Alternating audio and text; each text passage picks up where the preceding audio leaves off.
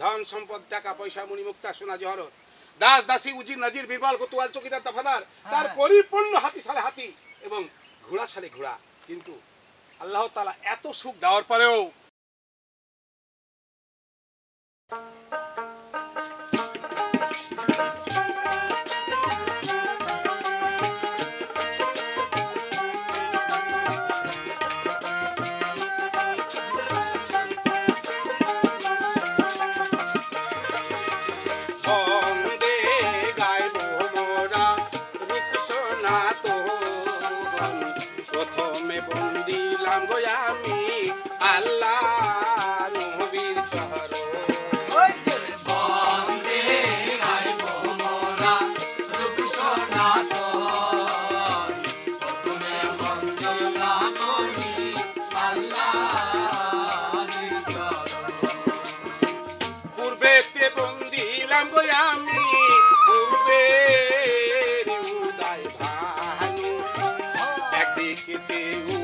ভানু চৌদিক দেয় হালো বন্দে গাইব মোরা রূপ সনাতন সদা বন্দনা করি আল্লাহর চরণ।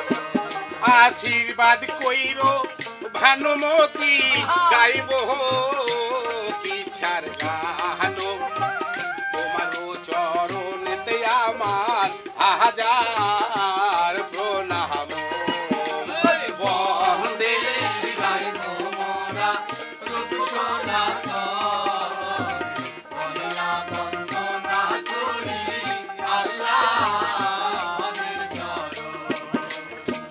পশ্চিমে বন্দিলাম গো দর্শক মঞ্চ স্থান সেখানেতে নামাজ পড়ে হাজি মুসলমান। বন্দে গাইব মোরা রূপ সনাতন বন্দনা করি আল্লাহর চরণ। তুমি দুয়া কইরো হাজি গনগো গাইব ইচ্ছার গানো তোমাদের চরণেতে আমার হাজার সালাম। বন্দে গাইব মোরা রূপ সনাতন বন্দনা করি আল্লাহর চরণ। আমি উত্তরে বন্দিলাম গো দর্শক হিমালয় পর্বত সেখানেতে বাস করে হিন্দুর দেব গহন। বন্দে গাইব মোরা রূপ সনাতন বন্দনা করি আল্লাহর চরণ। আশীর্বাদ কইরো দেব গনগো গাইব ইচ্ছার গানো তোমারও চরণেতে আমার শত শত প্রণাম। বন্দে গাইব মোরা রূপ সনাতন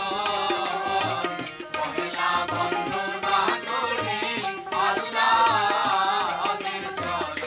ওই আমি দক্ষিণে বন্দিলাম গো দর্শক কৃষ্ণ দিশাগর সেখানেতে বাহিজ খেলে যত সওদাগর। বন্দে গাইব মোরা রূপ সনাতন বন্দনা করি আল্লাহর চরণ। তোমরা দুয়া কইরো মাঝি গনগো গাইতে পারি গানো তোমাদের চরণেতে আমার হাজার সালাম।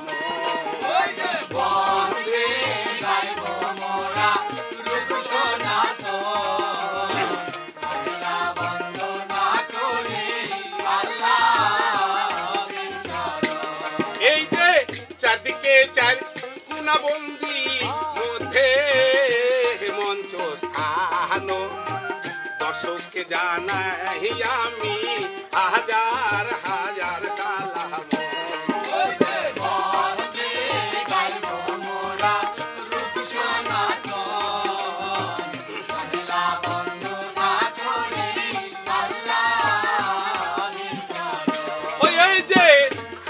ভাইয়ের চরণ বন্দি বন্দির দিও মহানন্দা, প্রয়াসকে জানাই আমরা শত শত শ্রদ্ধা।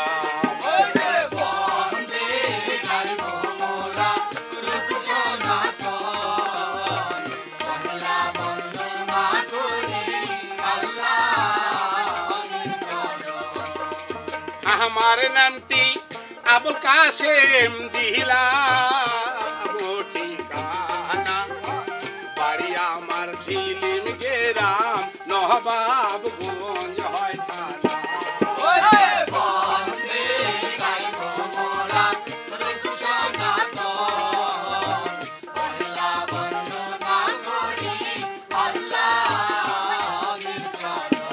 এই যে ওস্তাদ আমার সাজ্জাদ সরকার দিলাম তারও ঠিকানা, তার বাড়ি ঝিলিম গেরাম পোস্ট অফিস আমনোরা।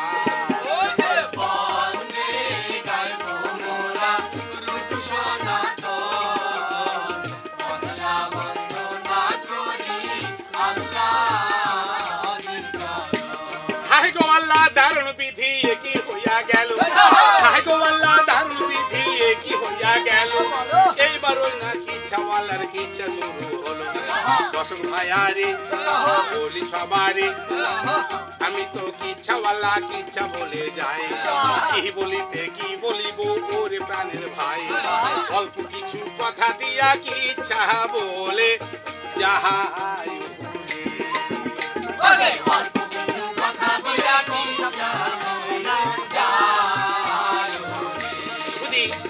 শ্রোতা দর্শক মন্ডলী, আজ আমি আমনুরা থেকে এসেছি প্রয়াস ফোক থিয়েটারে কিচ্ছা 7 সমুদ্র 13 নদী পালার মারজান বাদশা। দর্শক মন্ডলী, আমি একজন অশিক্ষিত ছেলে এবং গরিব ঘরের সন্তান, কথার মধ্যে আমার ভুল ত্রুটি হতে হলে আমাকে ক্ষমা করে দিবেন। আজকের গল্প বলবো ইরান শহর বলে একটি শহর ছিল, সেই শহরের বাদশার নাম ইমরান বাদশা। ইমরান বাদশা কিন্তু ধন সম্পদ টাকা পয়সা মণিমুক্তা সোনা জহরত দাস দাসী উজির নাজির বীরবল কোতোয়াল চৌকিদার দফাদার তার পরিপূর্ণ হাতি সালে হাতি এবং ঘোড়া সালে ঘোড়া। কিন্তু আল্লাহ তাআলা এত সুখ দেওয়ার পরেও তাকে কিন্তু একটি সন্তান দেয়নি। একটি সন্তানের জন্য প্রত্যেক দিন আল্লাহর কাছে নামাজ পড়ে আর ইমরান বাদশা কাঁদে, ও আল্লাহ আমাকে একটি সন্তান দাও, এত টাকা পয়সা ধন যত্ন আমি কিচ্ছু চাইনি, শুধু আমাকে একটু সুখ দাও, আল্লাহ আমি সুখ নিয়ে বাঁচতে চাই। এই বলে ইমরান বাদশা একদিন ফজরের নামাজ পড়ার জন্য মসজিদে চলে যাচ্ছে। নামাজ পড়ার জন্য উজু বানিয়েছে, বানিয়ে সুন্দরভাবে মসজিদ ঘরে যে 2 রাকাত নামাজ পড়েছে। মেথর আর মেথরনি দুজনে কিন্তু বাদশা মসজিদ থেকে নামবে এমন তো অবস্থায় ওই রাস্তা দিয়ে চলে যাচ্ছে, বলছে ওরে মেথরনি আজ জলদি করে কর, মানে ঝাড় দিয়ে আমরা সকাল হওয়ার আগে আগে আমরা বের হয়ে চলে যাবো, কেননা এই বাদশার মুখ দেখলে আমাদের অন্ন জুটবে না। বলছে ঠিক আছে চল, আর দেরি করবো না। বাদশা কিন্তু এই কথাটা শুনে চোখ দিয়ে টস টস করে পানি পড়ছে, বলছে আল্লাহ একটা চাকর আমার বাড়ির কর্মচারী, আজ সে আমাকে না না না আমি চাই না এই রাজ সিংহাসন, কেউ জেগে ওঠার আগেই আমার 2 চোখ যেদিকে যাবে আমি সেদিকে চলে যাব। এই বলে আস্তে আস্তে নীরব নিস্তব্ধ হয়ে যে ঠিক তার সিংহাসন, যে সিংহাসনে বসে রাজ্য পরিচালনা করে সেই সিংহাসনে বসে সেই সিংহাসনকে আগা দিকে দাঁড়িয়ে বলছে, পিতা তুমি আমাকে এই সিংহাসন দিয়ে গেছিলে, বলেছিলে ওরে ইমরান আজ আমি তোকে বাদশা রূপে এখানে বসিয়ে দিয়ে গেলাম, সারা জীবন সুন্দর করে রাজ্য চালাবি, এই বলে চলে গেছিল। আজ আমি সিংহাসন আমার পিতার দান, আমি আজ রেখে আমার 2 চোখ যেদিকে যাবে সেদিকে আমি চলে যাব। রানী বেগম জানে না যে বাদশা কোথায় গেছে, উজির জানে না বাদশা কোথায় গেছে, দাস দাসী কেউ জানে না যে বাদশা কোথায় গেছে। ওই রাতের অন্ধকারী বাদশা এবার রাস্তা ধরে সব কিছু রেখে দিয়ে তার জরির জামা আর মাথার কোপ যা ছিল সমস্ত ওই সেই তার চেয়ারের উপর রেখে দিয়ে বাদশা কিন্তু চলে যাচ্ছে রানীর উদ্দেশ্যে। কোথায় যাচ্ছে কেউ জানে না। এবার বাদশা কিন্তু আস্তে আস্তে হাহিরে বাদশা, এই যে আস্তে আস্তে হাহিরে বাদশা, এই যে আস্তে আস্তে হাহিরে বাদশা, এই যে আস্তে আস্তে হাহিরে বাদশা, ওই রাস্তা হাতে রওনা হইলো আস্তে আস্তে হাহিরে বাদশা, হায়রে বাদশা রে আস্তে আস্তে বাদশা তখন যাইবার লাগিল। হায় গো আল্লাহ কিচ্ছা কথা বলিতে হইল, কোথা থেকে ও দর্শক কোথা চলে যায়। বাদশা এবার রাতে রাতে রাস্তা দইরা চইলা যাহাই ওরে,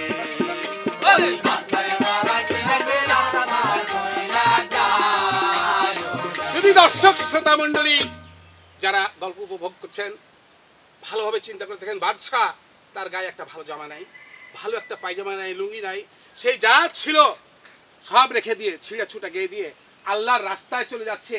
রাতের অন্ধকারে মনের দুঃখে চলে যাচ্ছে, চাই না আমি সিংহাসন, চাই না এই বাদশাহী, এই বলে চলে যাচ্ছে একটা সন্তানের জন্য। যাইতে যাইতে গল্পের কথা কত বলবো, অনেক কথা আছে, বললাম মিথ্যা শুনলাম না সত্য। এবার বাদশা কিন্তু তার রাজ্য ছেড়ে আর এক রাজ্যে চলে গেছে। শুধু দর্শক শ্রোতা মণ্ডলী, বাদশারা কিন্তু আগে কিন্তু এত রাস্তা রোড ভিআইপি ছিল না, ঘোড়াতে চড়ে যেখানে সেখানে যেত। এই জঙ্গল ঝাল এগুলো বেশি, পাহাড় এইসব বেশি। এক পাহাড় পার হয়ে একটা নদী, নদীতে যে একটা নৌকা বাঁধা আছে, মাঝি বসে আছে, বলছে মাঝি ভাই আমাকে একটু আমাকে ওই পার করে দিবেন না, আমি ওই পারে যাবো। কেন, কে তুমি? বলছে আমি একটা এই রাস্তার ফকির, আমাকে একটু ওই পারে করে দেবো বাবা। চিন্তা করছে মাঝি যে হায়রে সর্বনাশ, এত সুন্দর একটা রূপের লোক, এত সুন্দর দেখতে, এত সুন্দর চেহারা, আর আমাকে এভাবে বিনয় করছে, না জানি হয়তো বা কোনো অফিসার বা কোনো সাহেব বা কোনো রাজা বা বাদশা, যাও আপনি উঠেন আমি পার করে দিচ্ছি। এবার মাঝি কিন্তু ওরে হাই গো আল্লাহ দারুণ বিধি একটি আস্তে আস্তে নৌকায় এবার নদীতে চলছিল, পানের ভাই ওরে আস্তে আস্তে নৌকা চইলা গেল ভাই, নদী ও পার হইয়া চলিয়া না যায়, কত দূর যাইতে নৌকা কত দূর গেল, আস্তে আস্তে নদীর ওই পারে থেকে গায়া হলো রে,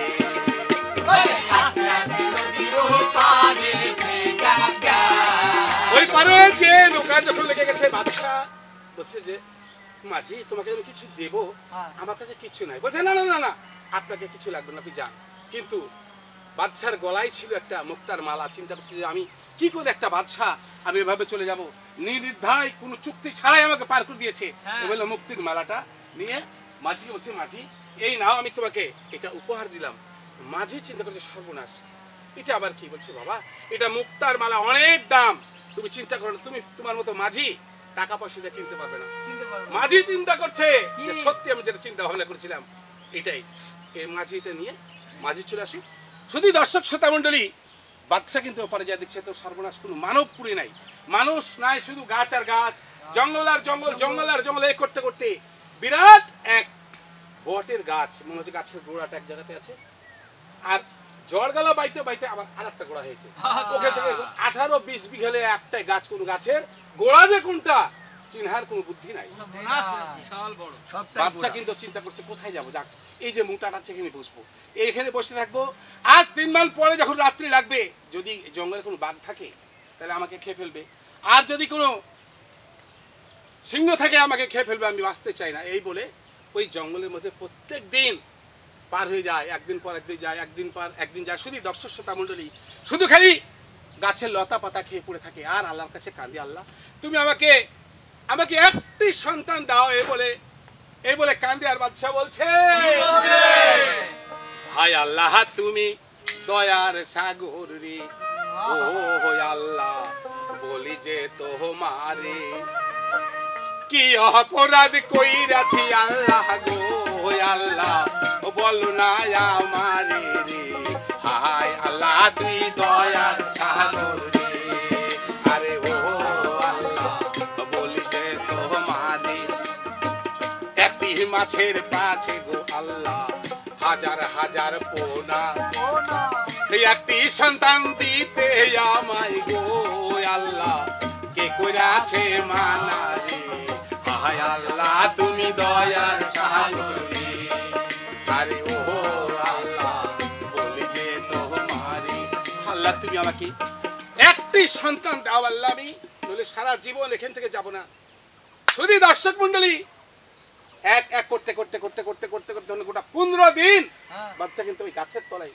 না খেয়ে না দিয়ে মনে দাড়ি মাড়ি বাড়িয়ে মুজ বড় বড় হয়ে গেছে কি হয়ে যায় বাচ্চা কি আল্লাহর ফেরেশতা সেই জিবরাইল আল্লাহকে বলছি আল্লাহ পাক পরওয়ারদিগারে আলম তুমি তো মহান তুমি তো পৃথিবীর শ্রেষ্ঠ তোমার আদালতে যে যা চাই সেটা পাই জানি না এক কোন বাদশা ইমরান এই যে গাছের তলায় 15 দিন ধরে তোমার তপস্যা আছে খায়নি দেয়নি আল্লাহ তুমি একটু দয়া করলে বলছে না সে আমার কাছে কোনোদিন সুখ চাইনি শান্তি চাইনি আজ সে বুঝতে পারে আমার কাছে চাইছে বলছে আল্লাহ তোমার কাছে চাইছে তুমি তাকে দিয়ে দাও তো বলছে তুই বলছিস বলছে হ্যাঁ আমার বেতনের বিনিময় হলে আপনি দয়া করে হলে বাচ্চাকে একটু যা চাইছে দিন এই বলে আল্লাহ বলছে যা ওই যে আরাস মহল্লার নিচে একটি গাছ আছে গাছের মধ্যে 2টি ফুল আছে এক ডালে 2টা ফুল একটা সাদা রঙের ফুল আর একটা লাল রঙের ফুল এই সাদা রঙের ফুলটা যে দিবি বাদশা ইমরানকে আর এই লাল রঙের ফুলটা যে ওই সে মিশর শহরে আমির চান বাদশার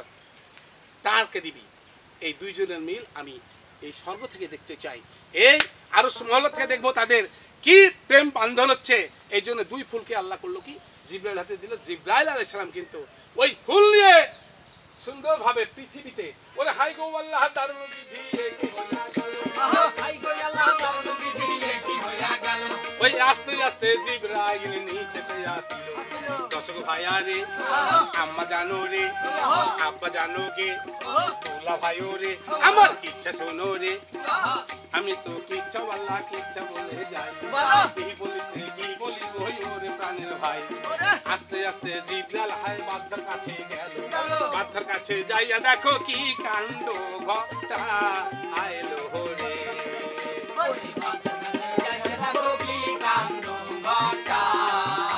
বাদশা কাঁদছে আল্লাহ পাক পরওয়ারদিগার আলম তুমি আমাকে একটি সন্তান দাও আল্লাহ এমন তো অবস্থায় জিবরাইল বিশাল এক দরবেশে বলছে হক মাওলা ইল্লাল্লাহ কে রে বৎসতে কি চাস বলছে যে বাবা আমি কি চাও তুমি জানো না যে আমি কি চাই আমি একটি সন্তান চাই বাবা তুমি আমার জন্য আল্লাহর কাছে একটু কেঁদে কেঁদে বলো না বাবা আমি একটি সন্তান ছাড়া কিছু চাই না বলছে ওরে বৎস শোন বলছে বলো বাবা বাদশাকে বলছে এই নে সাদা রঙের একটি ফুল সুন্দর করে দিয়ে তোর হাত পাতে হাত যখন কেটেছে বলছে এই ফুলটা নিয়ে যে 7 দিন এক এক করে তোর স্ত্রীকে চুবড়ে চুবড়ে সকালবেলা পানি খাওয়াবি সুন্দর একটা ছেলে হবে যা এটা আল্লাহ তোকে উপহার দিয়েছে বলছে সত্যি বলছো বাবা এই ফুলটি নিয়ে কিন্তু বাদশা চিন্তা করছে হায় রে সর্বনাশ আল্লাহ আমার দোয়া কবুল করেছে ফুলের দিকে তাকিয়ে আছে কিন্তু কখন যে দরবেশ চলে গেছে সত্যি কি আমার তাকিয়ে দেখছে কিনা কি ব্যাপার বাবা তুমি কোথায় বাবা বাবা কোথায় কিন্তু বাবা তো সেই আল্লাহর প্রদত্ত ফেরেশতা চলে গেছে আর এই ফুল নিয়ে বাদশা মনে হচ্ছে যে একটা 18 বছরের যে তুমি যুবক 18 বছরের যুবকের এক মতন হয়ে সুন্দর করে ওই ফুলটা নিয়ে দৌড়িয়ে চলে যাচ্ছে কোথায় ওই সেই বাড়ি যেদিকে ওদিকে ওরে হায় রে আল্লাহ দারুণ বিধি কি হইয়া গেল হায় রে আল্লাহ দারুণ বিধি কি হইয়া গেল ওই আস্তে আস্তে ফুল নিয়ে যাইবার লাগিল বাসুর ভাইয়ানি ফুল সবারি ফুল নিয়ে আস্তে আস্তে বাড়ির দিকে যাই কি বলিব ওই ওরে দর্শক ভাই আস্তে আস্তে বাচ্চা কিন্তু দরবারেতে গেল দরবারেতে যাইয়া দেখো কি কাণ্ড গো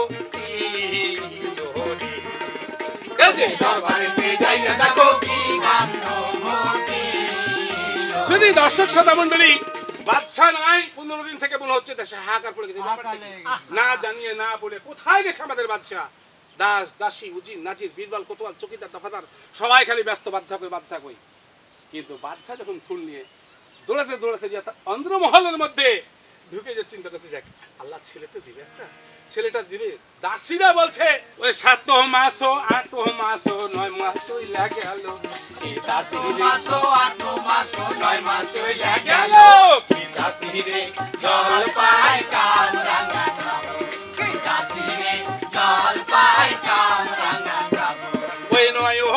পার হইয়া 10 মাস চইলা গেল কি 9 মাস পার হইয়া 10 মাস চইলা গেল কি দাসী রে জল পাই কাম রাঙা কাম কি দাসী রে জল পাই কাম রাঙা কাম 10 মাস পড়তে যাচ্ছে সময় বেগম বলছে রে দাসী দাসী দাসী রে কি বলো আমার খুব ইচ্ছা ছিল দাসী একবারে একটা বাচ্চা নিলে আমি 10টা নিলি বলে 10টা যদি বাচ্চা একবার হতো 10টা ছেলে তো আমাকে মা মা বলে ডাকতো কত ভালো লাগতো কেউ রাজা হতো কেউ বাচ্চা হতো কেউ উজির নাজির সবই হতো আমার মধ্যেই নাহলে ফুটবল খেলা একটা প্লেয়ার হয়ে যেত আমার 11টা হলে পারে দাসী দাসী বলছে যে একটা হয়ে কাগে একটা ঠেলাতে মৌসুমি কত কষ্ট আছে তুমি 10টা নিবে এই বলে ঠিক 10 মাস 10 দিন যখন হয়েছে তখন দাসী বড় দাসী যেটা সব কাছের দাসী কিন্তু এসে বেগম করছে বেগম সাহেব আপনি ঠিক আছেন বলছে দাসী আমার মনে বলে আমি বাঁধবো না দাসী এই বয়সে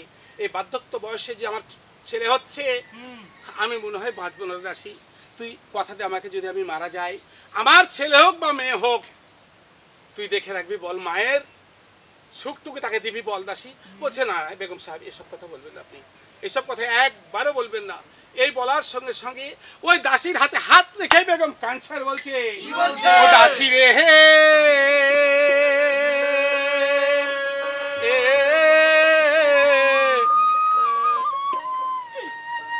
কথা দে এ রে প্রাণের দাসী ও দাসী থাকবি আমার কাছে রে প্রাণের দাসী ও দাসী রে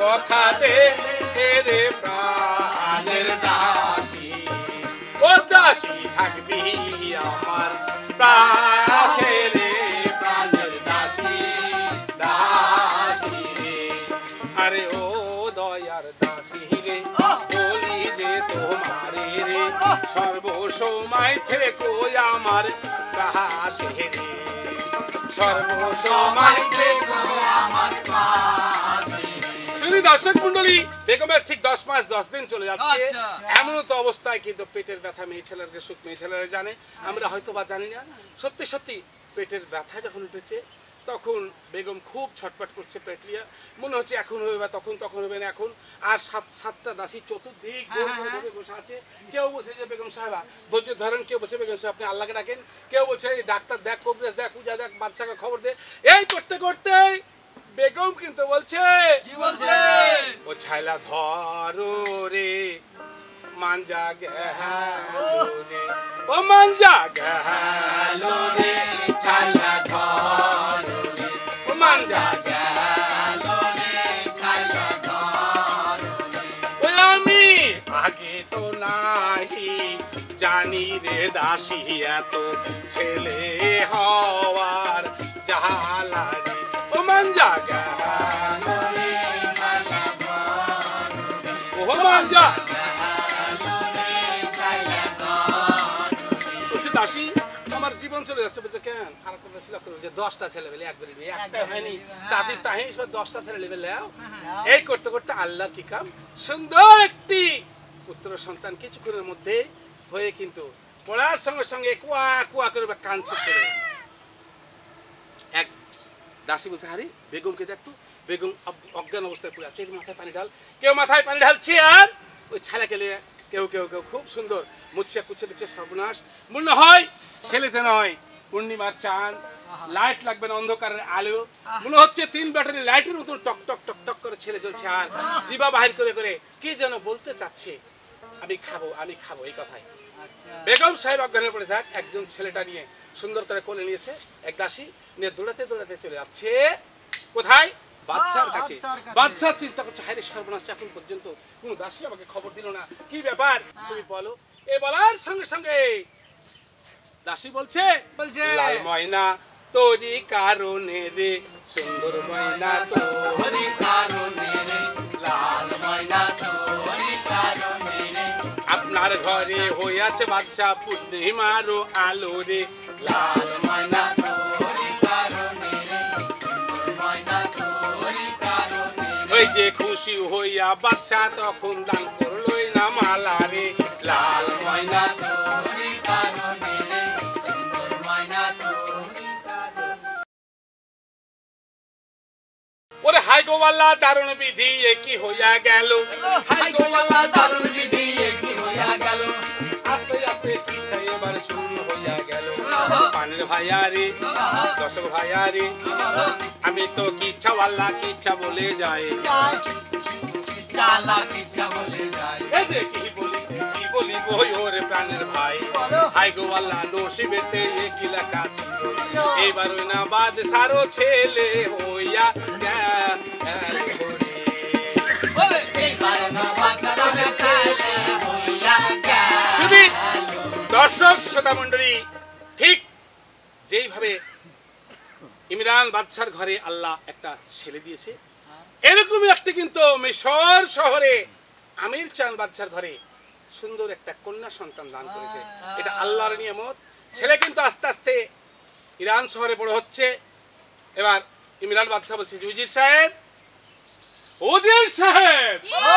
আপনার কথা বলছেন না এখন আমার একমাত্র ছেলে আমার একমাত্র ছেলের নাম রাখবো আপনি দেশে দেশে ঢোল পিটে দিন এবং সবাইকে জানিয়ে দিন 8 দিনের মতন চুলা চাকি সমস্ত বন্ধ সবাই আসবে আমার বাড়িতে খাবে দাবে চলে যাবে আর যেই আমার ছেলের নাম রাখবে আমার যদি পছন্দ মতন হয় তবে তাকে উপযুক্ত আমি স্বর্ণ মুদ্রা দিয়ে বিদায় করে দেব আচ্ছা ঠিক আছে বাচ্চাদার আমি এই মুহূর্তে চলে যাচ্ছি উজির যে সেই ধরনী চামার মানে ঢোল পিটে এই ধরনী বাড়িতে আছিস বলছে হ্যাঁ জি স্যার জলদি আয় এই মুহূর্তে আয় কোথায় যেতে হবে আল্লাহ কোথায় নাই ঢোল পিটতে হবে তুই খালি দড়াম দড়াম করে ঢোল পিটবি যা বলার আমি বলবো এদিকে আয় ধরনী চলে এসছে এবার কিন্তু উজির শুধু দর্শক মন্ডলী উজির কিন্তু এই যে ছেলের নাম রাখার জন্য লোকজনকে জানার জন্য সুন্দর করে বাড়াচ্ছে আস্তে আস্তে হায় রে উজি এই যে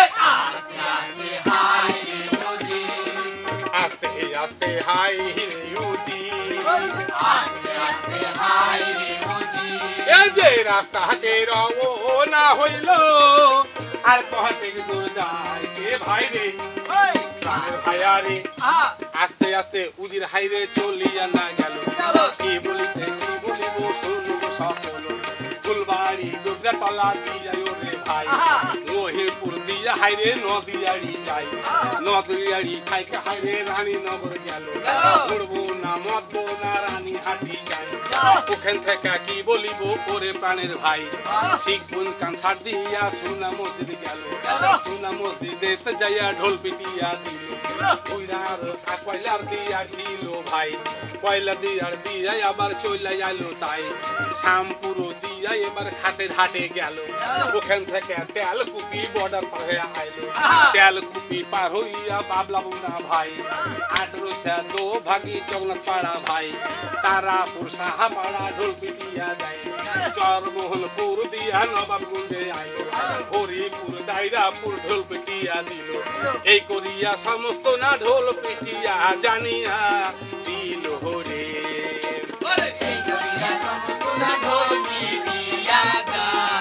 সবাইকে জানিয়ে দিল হে দেশবাসী আমাদের বাচ্চার একমাত্র ছেলে যদি কেউ নাম রাখতে পারে তাকে উপযুক্ত স্বর্ণ মুদ্রা দান করবে আর যদি কেউ নাও রাখতে পারে তবে আসবে খাবে দাবে আর চলে যাবে 8 দিন ধরে কাউরি চুলা চাকে যদি জলে তবে তাকে শুলে চড়ানো হবে ওরে সর্বনাশ মানুষজন কিছু দরকার নাই জল ধান কাটা থাক শিলা বৃষ্টি ভেঙে সব চলে যায় কিন্তু চল বাদশার বাড়িতে খাবো দাবো আর চলে আসবো দর্শক মন্ডলী এবার কিন্তু লোকজন এসে সমস্ত জায়গাতে বড় বিশাল ফিল্ড আর বাদশার একমাত্র ছেলে কোলে কোলে বসে আছে আর লোকজনকে বলছে বাবা তোমরা বলো আমার একমাত্র ছেলে তোমরা সুন্দর একটি নাম রাখো দর্শক মন্ডলী এক লোক কিন্তু খুব হ্যান্ড মানে কঠিন হ্যান্ড কি বলবো আমাকে রাজ্জাক ভাইয়ের মতো উঠে যাক আমি যদি নামটা রাখবো যদি আমার নামটা কবুল করে নেয় তাহলে কিন্তু আমার কাজে যাবে আমি বিশাল একটা কিছু চাইবো বাচ্চার কাছে দূরের মরাতে উঠেছে উঠার পরে উজির সাহেব বলছে এই যে আসো আসতে আসো চলে আসছে খুব মজা একবারে কাম করে আয়সা বাদশাকে আসসালামু আলাইকুম ওয়ালাইকুম সালাম বলো আমার একমাত্র সোনার প্রদীপ সোনার রত্ন আমার দেশের ভবিষ্যৎ বাদশা বলো আমার ছেলের নাম তুমি কি রাখবে তখন আর লোকজন দেখা যে কি নাম রাখবো মনেই তো নাই ভুলে গেছে বলে মনে নাই গেলে কথা চিন্তা করছে হ্যাঁ রে ইটা গাঙ্গে কাহুরির নাম নাই ভালো চিটাগাং না, সিলেটে কারোর নাম নাই, ভালো নাই, রংপুরে কারোর নাম খুব ঢুটছে ওই। এই ঢুটতে ঢুটতে মনে পড়ে গেছে যেমন যে বাচ্চার নাম ধর আপনার ছেলের নাম আমি পেয়ে গেছি। বল আমার ছেলের নাম কি? রাজ্জাক নিয়ে তো বলতে পারছো মানে এই গম্ভীরা করে করে তো বেঁচে আছে। বলছে বাচ্চার নাম ধর আপনার ছেলের নাম হচ্ছে শেফালি ঘোষ। হাট বেটা, শেফালি ঘোষ, আমার ছেলের নাম শেফালি ঘোষ। এই উজির সাহেব চুল কাটা নাড়া করে বাইর করে দেন, কেউ না জানার কাকে এমন অবস্থা।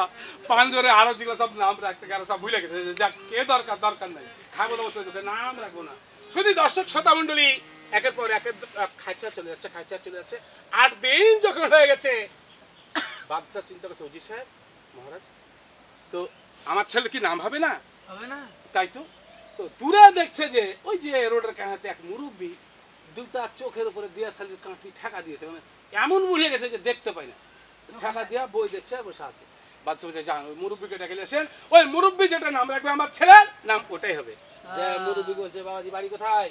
খাসবা খেয়ে আসবা? আচ্ছা ঠিক আছে, বাদশাহ তোমাকে ডাকছে, চলে আসো। বাবা আমাকে নিয়ে চলো বাবা, একটু লটাং ফটাং করতে করতে করতে বাদশার কাছে এসে দাঁড়িয়ে বলছে বাদশাহ নামদার আসসালামু আলাইকুম। ওয়ালাইকুম সালাম। তো কথা হচ্ছে কি আমার একমাত্র ছেলের নাম তুমি যদি রাখতে পারো আমি তোমাকে উপযুক্ত বকশিস দেবো। বাদশাহ নামদার আপনার ছেলের নাম রাখার জন্য আমি আজ 10 বছর ধরে চিন্তা করছি, বাচ্চা যদি কোনোদিন ছেড়া হয় তবে আমি নাম রাখবো। এই করতে করতে তেল কাটাতে আমার বইয়ের অর্ধেক খাইয়ে দিয়েছে, অর্ধেক আছে অর্ধেক নাম আছে, অর্ধেক ঘুরে পাচ্ছি না, এই চিন্তা আছি। বলে কি বলছি ইরান শহরের বাদশা ইমরান তার একমাত্র ছেলে নাম হবে, দেখেন দেখেন খালি ময়া কাটটা আছে আর ওদিকে বুর্গি জো আছে আর কিচ্ছু নাই, আর তারপরে তার হবে নাকি এটাও খেয়ে দিয়েছে। এবার বলতে বলতে উজির সাহেব বলছে বাচ্চা নাম আমার নাম মনে বলে মার মানে মার জান, মার জানটাই নাম হবে, সুন্দর এটাই। এই নামটা বিধান সরে বাচ্চা ইমরান তার একমাত্র ছেলের নাম মারজান। যে হ্যাঁ বাবু ওটাই ওটাই ওটাই মারজান মারজান মারজান ওটা পেয়েছি। তখন বলছে আজ এখানে তো অনেক লোকজন আছেন, আমার একমাত্র ছেলের নাম শাহজাদা মারজান, শাহজাদা ফিরোজে মারজান। কিন্তু শুধু দর্শক মন্ডলী গল্পের কথা না বললে হয় না, একটু ভুল হলে আবার অসুবিধা। যেদিন বাচ্চার ছেলে হয়েছে সেদিন আবার উজিরেরও একটা স্ত্রীর ছেলে হয়েছে, উজিরের ছেলে হয়েছে। তো উজিরের ছেলে নাম পেতে হয়েছে শাহজামাল, আর এর নাম হচ্ছে ফিরোজি মারজান। ফিরোজি মারজান কিন্তু যখন ছোট সবাইকে যা যা দেওয়া অর্থ সব বিদায় করে দিল বাদশাহদার। এবার আস্তে আস্তে মারজান কিন্তু বুড়ো হতে থাক। শুধু দর্শক মন্ডলী 1 2 3 4 5 বছরে যখন পা দিয়েছে সুন্দরভাবে মারজান খেলে বেড়াচ্ছে, দৌড়িয়ে বেড়াচ্ছে। আর 7টা দাসী যেমন ফুটবল খেলা প্লেয়ার একটা প্লেয়ারকে মানে মেসিকে যেভাবে ঘেরা থাকে এইভাবে ঘেরা যাচ্ছে মারজানকে। একদিন বাদশা বলছে উজির সাহেব বলছে জি বলে বাচ্চা নামদার বলে যান আজ এই মুহূর্তে আমার একমাত্র ছেলেকে আপনি স্কুলে ভর্তি করে দিয়ে আসেন। তো বলছে যে বাচ্চা নামদার একটা কথা বলবো কিন্তু আমাকে ভয় লাগছে, যদি আপনি অভয় দান করেন তাহলে আমি বলবো। বলছে ঠিক আছে বলো।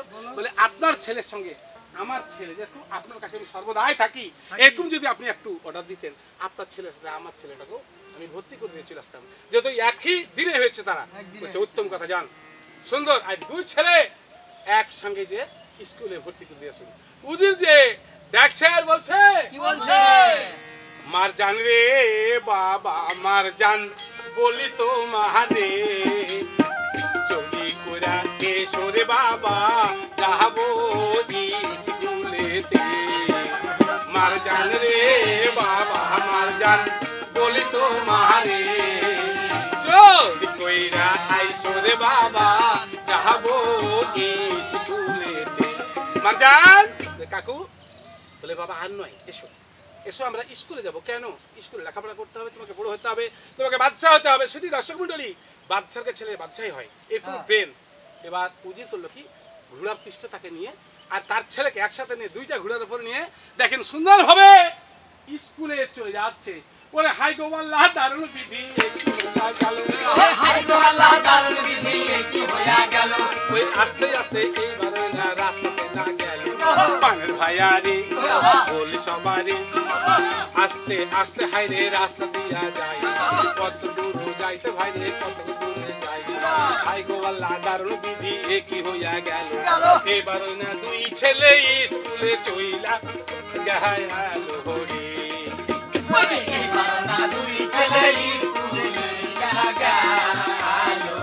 সর্বনাশ শুধু দর্শক শ্রোতা মন্ডলী স্কুলে যেমনই শাহজাদা আর উজির জাদা যে দাঁড়িয়েছে উজির সাহেবকে দেখে স্কুলের সমস্ত ছাত্র ছাত্রী মাস্টার সবাই চেয়ার টেবিল ছেড়ে দৌড়েছে কি সালামুজি সাহেব বলে না এখন সালাম লাগবে না। তো কি জন্য এসেছেন বলেন?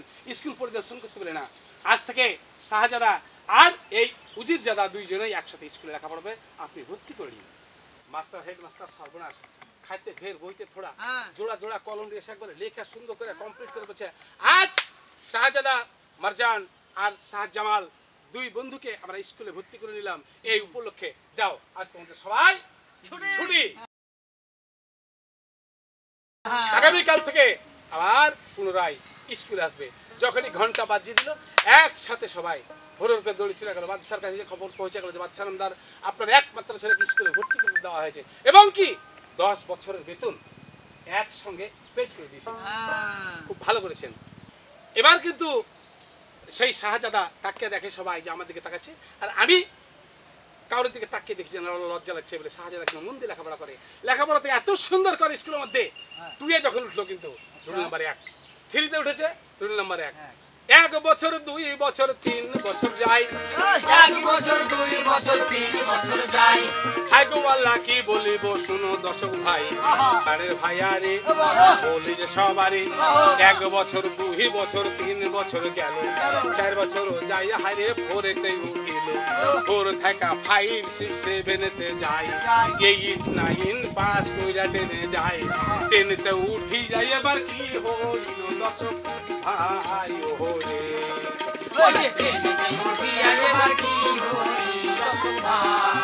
ট্রেনেতে উঠার সঙ্গে সঙ্গে শাহজাদা কিন্তু যেবার তার আব্বাকে বলছে, আব্বা হুজুর, বাচ্চাকে বলছে, বাচ্চা ইমরানকে বলছে কি বাবা? বলছে আব্বা আমি যদি ম্যাট্রিক পাস করতে পারি আপনি আমাকে কি দেবেন? বলছে বাবা আমি বাচ্চা বলছি তোমার পিতা নই, তুমি যা চাইবে আমি তোমাকে তাই দেব। তুমি খালি আমাকে চাইবে, আমি দিতে দ্বিধাবোধ করবো না, সব দিয়ে দেবো, তুমি যা চাইবে, কিন্তু ম্যাট্রিক পাস করা লাগবে। বলে ইনশাল্লাহ আমি আজকে বলবো না, যদি ম্যাট্রিক পাসের রেজাল্ট আসবে সেদিন কিন্তু আমি যা চাইবো আপনাকে তাই দিতে হবে। বলে ঠিক আছে আমি তোমাকে তাই দেবো। এই বলে শুধু দর্শক শ্রোতা মণ্ডলী ঠিক ম্যাট্রিক পরীক্ষা দিচ্ছে। আচ্ছা বলেন তো বাদশার ছেলে সমস্ত মাস্টারের কিন্তু একটা সংযোগ বা গাইড এত সুন্দর পজিশন করে তাকে পরীক্ষা দেওয়া আছে।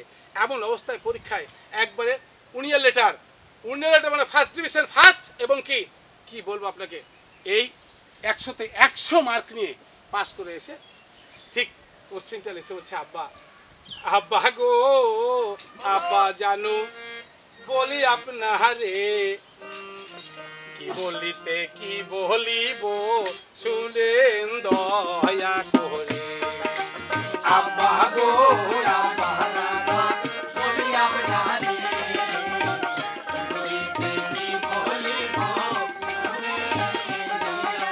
এই যে আব্বা গো আব্বা জানো বলি আপনারে ম্যাট্রিক পাস করেছি গো আব্বা দেখেন নাম্বার গুনে, আব্বা গো আব্বা বলি আপনারে ম্যাট্রিক পাস করেছি গো আব্বা দেখবেন। এই যে কোশ্চিন করে আব্বা দেখুন, কোশ্চিনটা করে দেখুন আমি কত মার্ক পেয়েছি, কত সুন্দর নাম্বার পেয়েছি। বাচ্চা বলছে বাচ্চা মুচকি মুচকি হাসছে, আরে আমি তো লেখাপড়া ছিল আমাকে কি আছি গাবি, খুব সুন্দর মার্ক করেছে। যে উজির সাহেব আমি যে দায়বদ্ধ হয়েছি আমার ছেলে জানি না কি চাইবে না চাইবে, কখন কি বলে না বলে।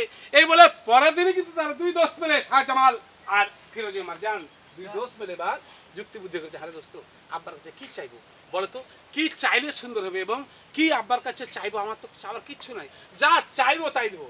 শাহজামাল কিন্তু বলতে দোষটা শুধু দর্শক শ্রোতা মণ্ডলী বাদশার ছেলের থেকে উজিরের ছেলেদের বুদ্ধি একটু সর্বস্থায় বেশি থাকে।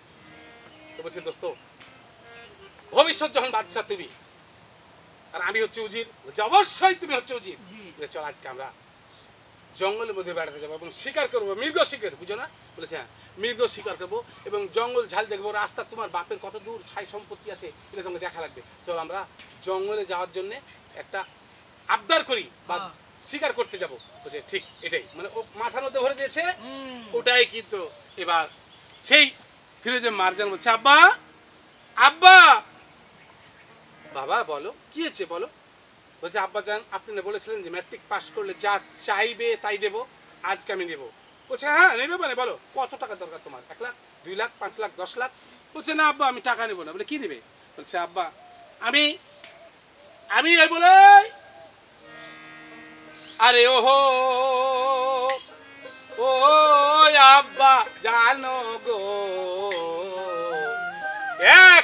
কথা বলবো গো আব্বা আপনার কাছে আরে ও আব্বা জানো গো একটি কথা বলবো গো আব্বা আপনার কাছে আব্বা একটি কথা বলবো বলে হ্যাঁ বলো বাবা বলো তুমি কি বলতে চাও এই বলার সঙ্গে সঙ্গে এবার সেই মারজান বলছে ওরে সোহলেন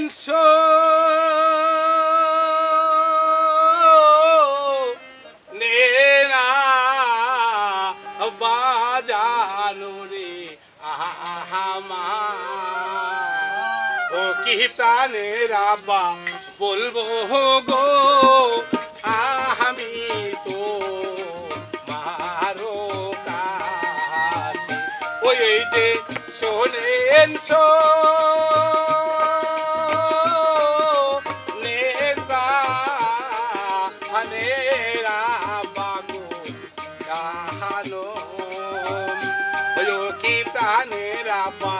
বলবো গো আপনা আহারো কাছে আব্বা জান আজ সব কিছু খুলে বলবো বলো বাবা তুমি কি ইচ্ছা বলছো আব্বা আজ আমি আজকে এই মুহূর্তে আমি শিকারে যাব যেভাবে হোক আমাকে শিকারে যাওয়ার ব্যবস্থা করে দিন বলছি বাবা এই কাজ করো না বাবা তুমি শিকারে যাবে না না না আমি একটা মাত্র ছেলে আমি কিছুতে যেতে দেবো না তুমি যা চাইবে তাই দেবো বলছে আবার আমি কিচ্ছু চাই না আমি শিকারে যাব আমাকে যদি শিকারে যেতে না দেন তবে আমি আত্মহত্যা করবো বলছে না বাবা মারজান তোমাকে চিন্তা করতে হবে না ঠিক আছে তুমি শিকারে যাবে উজির সাহেব আপনি জলদি এই মুহূর্তে শিকারে যাওয়ার বন্দোবস্ত করুন তো আমার ছেলে যদি পাগল হয়ে যায় মারা যায় আমি কি নিয়ে বেঁচে থাকবো বলার সাথে সাথে দর্শক মণ্ডলী উজির করলো কে এই সিপাহী কোথাও তোমরা এই সিপাহশালা ঘোড়ার ঘাসার হাতির মাহত তোমরা যদি করো এর মধ্যে শুধু দর্শক মণ্ডলী 50টা হাতি 100টা ঘোড়া 100টা ময়ূর পঙ্খিরাজ নৌকা সেই নদীর কান্ধায় রেডি হলো আর 100টা হাতি দাস দাসী উজির নাজির যত ছিল সমস্ত সৈন্য প্রান্ত নিয়ে অস্ত্র শাস্ত্র নেবার একসঙ্গে চলে যাচ্ছে কোথায় ওই সেই মৃগ শিকারে একসঙ্গে যখন উঠেছে তো মনে হচ্ছে যে একটা এক্সিবিশনের মেলা এত সুন্দর ফিল্ডটা ফাঁকা আছে আর সমস্ত লোকত্র আছে যে আজ বাদশার ছেলে চলে যাচ্ছে শিকারে দর্শক ভাই আরে আমি তো কিচ্ছাওয়ালা কিচ্ছা বলে যাই কি বলিতে কি বলি বই ওরে প্রাণের ভাই হাই গো আল্লাহ নসিবেতে কি লেখা ছিল আস্তে আস্তে এইবার দেখো রও না হো এইবার না আস্তে আস্তে রওনা আস্তে আস্তে রওনা হয়ে চলে যাচ্ছে আর বলছে ধুলার বাড়িতে বলছে আন্ধার হয়ে যাচ্ছে একবারে এমন অবস্থা যে লোকজন দেখতে পাওয়া যায় না শুধু দর্শক মন্ডলী গল্পের কথা কত বলবো বলতে গেলে তো অনেক 60 গা সীতাপুর 80 গা পাল্টাপুর সামনে 12 ঘেরা লক্ষ্মীপুর এই পার হয়ে চলে যাচ্ছে ছত্রাজপুর যে সামনে দেখছে সিনা মসজিদের বর্ডার ক্রসিং এই বর্ডার ক্রসিং এর ডাইন দিকে দেখছে ভোলা হাটের দিকে চলে যাচ্ছে রাস্তা এই রাস্তা থেকে বিশাল এক জঙ্গল বলছে উত্তম এই উজির কাকা আপনি এই জঙ্গলের মধ্যে আমি যাব শুধু দর্শক মন্ডলী ইন্ডিয়া আর বাংলাদেশের বর্ডারের মধ্যে একটা নদী আছে কিন্তু আপনারা ভালো করে দেখেছেন কিনা এই নদী দিয়ে কিন্তু 101টা ময়ূরপঙ্খীরাজ নৌকা চলে আসছে আর হাতি সম্পূর্ণ বাগান হয়ে গেল আর ঘোড়ার এমন অবস্থা হয়েছে ওখানে সবাইকে হরিণ শিকার করছে কে বাঘের পিছু পিছু দৌড়াচ্ছে বন্দুক নিয়ে কেউ আবার তীর ধনুক নিয়ে করতে করতে এমন ওখানে একটা আনন্দ ফুর্তির মেলা চলছে শুধু দর্শক মন্ডলী গল্পের কথা বললে অনেক হয় শুনলে আমি সত্য আর বললাম মিথ্যা আমি যতই বলবো আমার কাছে গল্পের অভাব নাই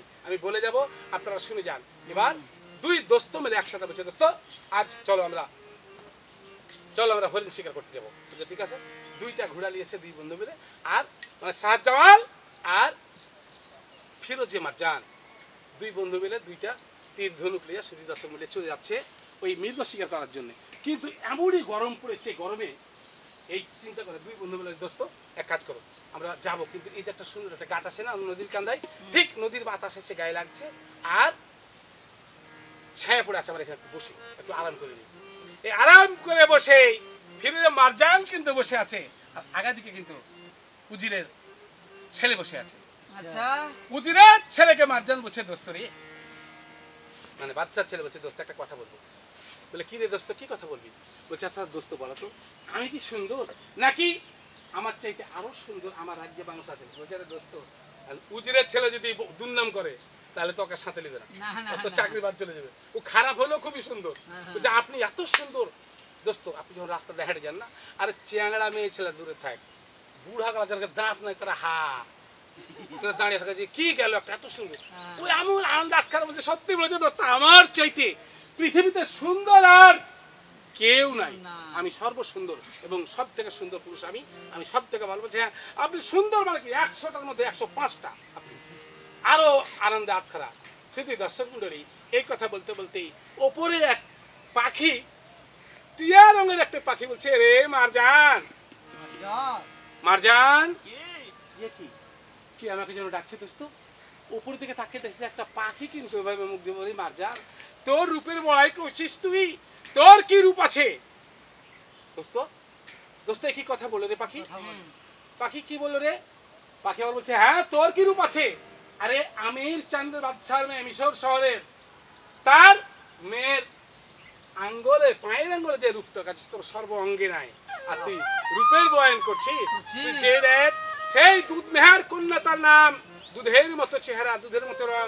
তুই যদি দেখিস তোর কি রূপ আছে, তুই দেখেছিস তার চেহারা যদি দেখিস, তুই কিছুতেই চোখ ফেলতে পারবি না। আর তুই সাধারণ রূপ রে, তুই রূপের গুমান করছিস। শুধু দর্শক মন্ডলী, বাদশার ছেলেরা কিন্তু জেদি হয়।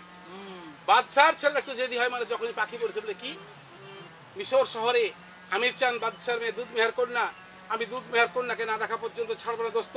তুমি এখানে বসে থাকো, আমি যতদিন পর্যন্ত না ঘুরে আসবো তুমি ততদিন পর্যন্ত আমাকে ছেড়ে কোথাও যাবে না, আমি চলে যাচ্ছি। শুধু দর্শক মন্ডলী, এই বলে সব কিছুই পড়ে থেকে গেল। আমির চাঁদ বাদশার একমাত্র মেয়ে দুধ মেহার কন্যা যেখানে আছে সেখানে, এ বলে পাখি চলে যাচ্ছে। আর পিছে পিছে মারজান কিন্তু তার তো শাহজামালকে রেখে চলে যাচ্ছে, আর বলছে, পাখি রে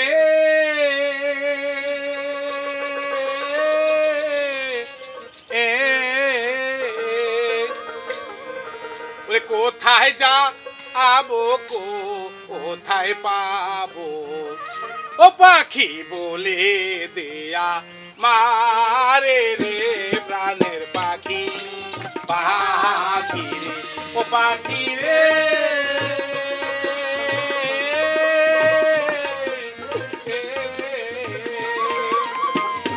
কোথায় যাবো, কোথায় পাবো, ও পাখি বলে দেয়া মারে রে, প্রাণের পাখি, পাখি রে। আরে ও আমার পাখি রে, কোথায় গেলি উড়া রে, আমাকে নিবি সাথে তোরলা আয় গারে। ওরে পাখি, তুই যেখানে যা আমাকে নিয়ে যা, আমি যাবো সেই দুধ মেহার কন্যার কাছে। কি তার রূপ, কি তার চেহারা, কোথায় বাড়ি, কোথায় ঘর, সেই কন্যাকে একটিবার না দেখলে আমি আর কোনোদিন আমার রাজ্যে ফিরে আসবো না। পিছে পিছে মারজান কিন্তু চলে যাচ্ছে, আর পাখি পাখি বলছে, নিজ দিকে যে কি আছে। মারজান তাকে দেখে না, শুধু পাখি পাখি। ওরে হাই গো আল্লাহ দারুণ বিধি একই হইয়া গেল, হাই গো আল্লাহ দারুণ বিধি একই হইয়া গেল, হাই গো আল্লাহ দারুণ বিধি একই হইয়া গেল। আস্তে আস্তে পাখি দেখো চলে জানা গেল। কানের ভাইয়া রে, দর্শক ভাইয়া রে, মারজান উপরেতে তাকাই ওরে ভাই, উপর দিকে পাখি হাইরে পুরা চলে যায়, দড়িয়া যায়। মারজান নিচে টানা দেখে, কি থাকা কি আবার হলো গল্পের ফাঁকে রে, কি থাকিয়া কি হলো ওই না গল্পের ফাঁকে রে। যদি দর্শক মন্ডলী, গল্পের ফাঁকে পাখি উপর দিয়ে উড়ে চলে যাচ্ছে। মারজান হাই, মারজান হাই, আমি যাচ্ছি মিশর শহরে। আর ফিরোজে মারজান কিন্তু ওপরের দিকে তাকিয়ে দেখছে আর চলে যাচ্ছে পাখি পাখি করে। নিচে যে কি আছে এগুলো কিন্তু দেখে না। যদি দর্শক মন্ডলী, নিচে একটা দরবেশ, আজ থেকে 24 বছর হতে মাত্র 3 দিন বাকি, 24 বছর থেকে সাধন করছে, ইয়া আল্লাহ, ইয়া আল্লাহ, ইয়া আল্লাহ করে সাধন করছে। কিন্তু এমন অবস্থা হয়েছে এই দরবেশের যে রুয়ের মাটিতে, মানে পিঁপড়াতে মাটি তোলে না, এইসব পিঁপড়ার মাটিতে করতে করতে করতে দরবেশ সমস্তটাই মাটিতে একবারে ছাবান হয়ে গেছে। মাটির একটা ঢিপলি, কিসের খাওয়া, কিসের দেওয়া, কিসের নেওয়া, শুধুই ওখানে বসে আছে। আর মারজান কিন্তু যে একটা লাথি যেমন ওই মাটির ঢিপটাতে লেগেছে, শুধু দর্শক মন্ডলী, পিঁপড়ার মাটিতে নরম নাকি, হ্যাঁ জ্যাকুল লাগার সাথে সাথে মাটিগুলো হড়বড় করে ঘটে গেছে। সূর্যের আলো পড়েছে দরবেশের চোখে। দরবেশ বলছে, কেরে বৎস, কেরে বৎস, তুই আমাকে লাথি মেরে গেলি। আমার 24 বছর পূর্তের মাত্র 3টা দিন বাকি। এই 3 দিনের জন্য আমার 24 বছরের ধ্যান তুই নষ্ট করে দিয়েছিস। আমি তোকে এমন অভিশাপ দেব। বলার সঙ্গে সঙ্গে মার্জান চিন্তা করছে, হায় সর্বনাশ, আমি কি অন্যায় করেছি। পাখির দিক ছেড়ে দিয়ে ঘুরিয়ে তাকে দেখছে তো বিশাল এক দরবেশ বাবা, বিশাল দাড়ি, বিশাল চুল, সর্ব অঙ্গটা যেন তার মাটির সাথে মিশে গেছে চুল আর দাড়িতে। আর ওই দরবেশ কি যেন বলছে, কি বলছে? মারজান সব ছেড়ে এসে বলছে, বাবা গো, তুমি তো সবই জানো। আমি যে কি জন্য যাচ্ছি, কোথায় যাচ্ছি তুমি তো জানো। এই দুনিয়াতে আর আমার কেউ নাই বাবা। তুমি আমাকে অভিশাপ দিও না বাবা। তুমি আমাকে দয়া করে একটু দিয়ে। এই বলে কিন্তু কাঁদছে আর মারজান বলছে, তুমি আমার ধর্মের আব্বাজান, তুমি কি পারো না আমাকে ছেলের মতো করে গুছিয়ে নিতে? আজ থেকে তুমি আমার পিতা, তুমি আমার বাবা, তুমি আমার স্বর্গ, তুমি আমার দোজক, তুমি আমার বেহেশত। তুমি আমাকে দয়া করে বাবা। এই বলে কাঁদছে আর বলছে, তুমি আমার ধর্মের আব্বাজান, ওই আব্বা ধর্মের কাজ করো, ওই আমার এতই রে দুঃখ, তুমি আমার ধর্মের আব্বাজান, ওই আব্বা ধর্মের কাজ করো,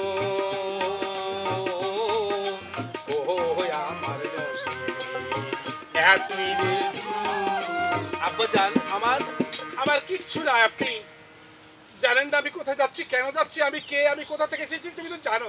বলছে, হ্যাঁ রে বৎস, আজ তুই আমাকে বাবা বলে ডেকেছিস।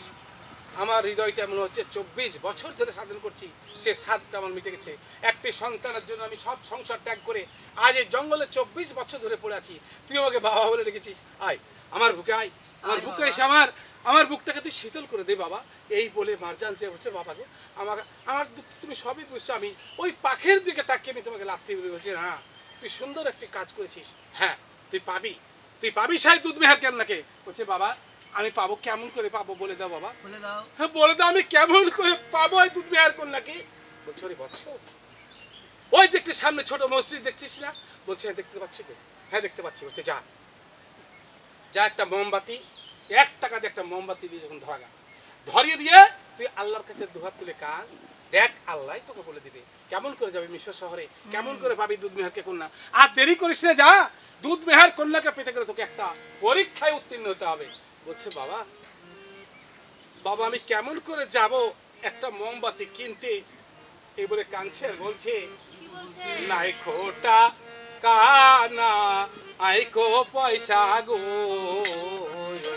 ওই আব্বা কোথায় আমি যাব গো,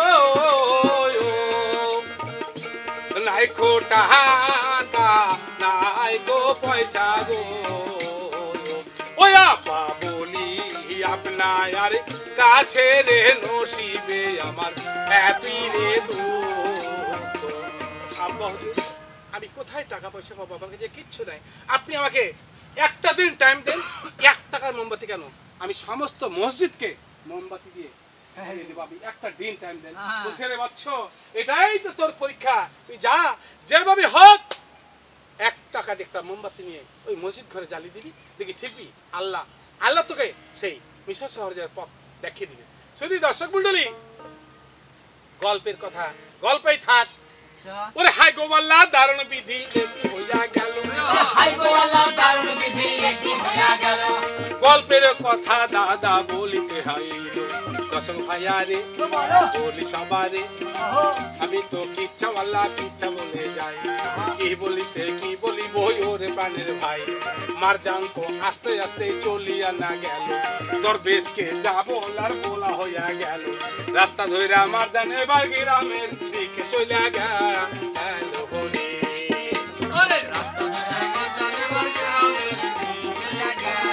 শুধু দর্শক শ্রোতা মন্ডলী, আম্মা গো ও ও কোথায় আছো আম্মা জানো, ওই আম্মা দেখে যাওয়া সিয়া গো প্রাণের আম্মা, ওই আম্মা গো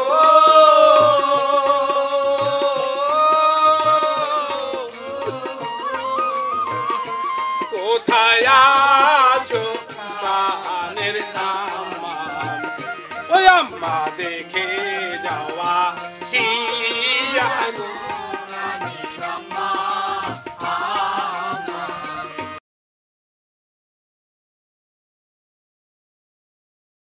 যে যেখান থেকে আমার কিচ্ছা পালা উপভোগ করছেন, বাদশার ছেলে কোনোদিন কাজ করেছে দেখেছেন? কোনোদিন কাজ করেনি। একটি টাকার জন্য কোথায় যাব, কি করিব আমি, কার কাছে চাইবো একটি টাকা, এই বলে সামনে যে দেখছে। দর্শক শ্রোতা, এখনকার আলুর সময়, আলু তুলছে না, আলু তুলছে, ওখানে যে বাদশার ছেলে মারজান লক করে দাঁড়িয়ে আছে, চিন্তা করছে কি করি, একটা টাকা কেমন করে আমি কার কাছে চাইবো। একজনকে বলছে যে বাবা আমাকে আলু তোলার কাজ গালা দেবে না? বলছে হ্যাঁ, তুমি আলু তুলবে, 1 টাকা ডালি, 1 ডালি তুলে ফেলবে, নিয়ে যা খালি বস্তাতে ভরবে, 1 টাকা তোমাকে দেওয়া হবে। বুঝি উত্তম বুদ্ধি, এত সুন্দর বুদ্ধি। শুধু দর্শক মন্ডলী, আলু তো গাছের ওপরে হয় না, নিচে হয়, কে জানে? আমরা জানি, আমরা কৃষকের ছেলে, কিন্তু বাদশার ছেলে জানে নাকি যে কোথা থেকে? ও তো অন্ধ্রমহল থেকে কোনদিন বার হয় না। আজ একটি টাকার জন্য যে জমির মালিককে বলছে ভাই দেখি আমাকে কোদলটা দিন তো, ওই কোদল নিয়ে আলু তোলার জন্যে বাদশার ছেলে সেই ফিরোজে মারজান, টাকা পয়সার অভাব নাই, ইরান শহরে বাদশাহ ইমরানের একমাত্র ছেলে, আজ একটি টাকার জন্যে 1 ডালি আলু তোলার জন্যে প্রস্তুত হয়েছে। এমন সময় কোদাল তুলে, দর্শক মন্ডলী, কোদালে তো একটা মাপ আছে নাই? কুড়াল আপনি মারবেন, ওর একটা মাপ আছে, কোদল মারবেন, এর একটা মাপ আছে, ডুবি তবলা যারা বাজাচ্ছে এর একটা তালের মাপ আছে, বাঁশি যারা বাজাচ্ছে ওদের একটা তালের মাপ আছে, হারমোনিয়াম বাজাচ্ছে ওর একটা স্কেল আছে। এরকম মারজান কিন্তু যে যেমন কোদাল তুলে মাটির উপর মারবে, দর্শক মন্ডলী, মাটিতে হচ্ছে উঁচা, যেটা আলু তৈরি থাকে এটা উঁচা, গাছের উপর বাড়ি রেখে এই যেমনই গাছ কেটে এসে এমন ভাবে কোদালটা তোর পায়ের সামনে লেগেছে, লাগার সাথে সাথে কোদাল ফেলে দিয়ে মারজান চিত হয়ে পড়ে সার দাঁত করে রক্ত বাড়াচ্ছে, আর কাঁদছে আর বলছে আম্মা গো ও ও কোথায় আছো আম্মা জানো, ওই আম্মা দেখে যাওয়া সিয়া গো প্রাণের আম্মা, ওই আম্মা গো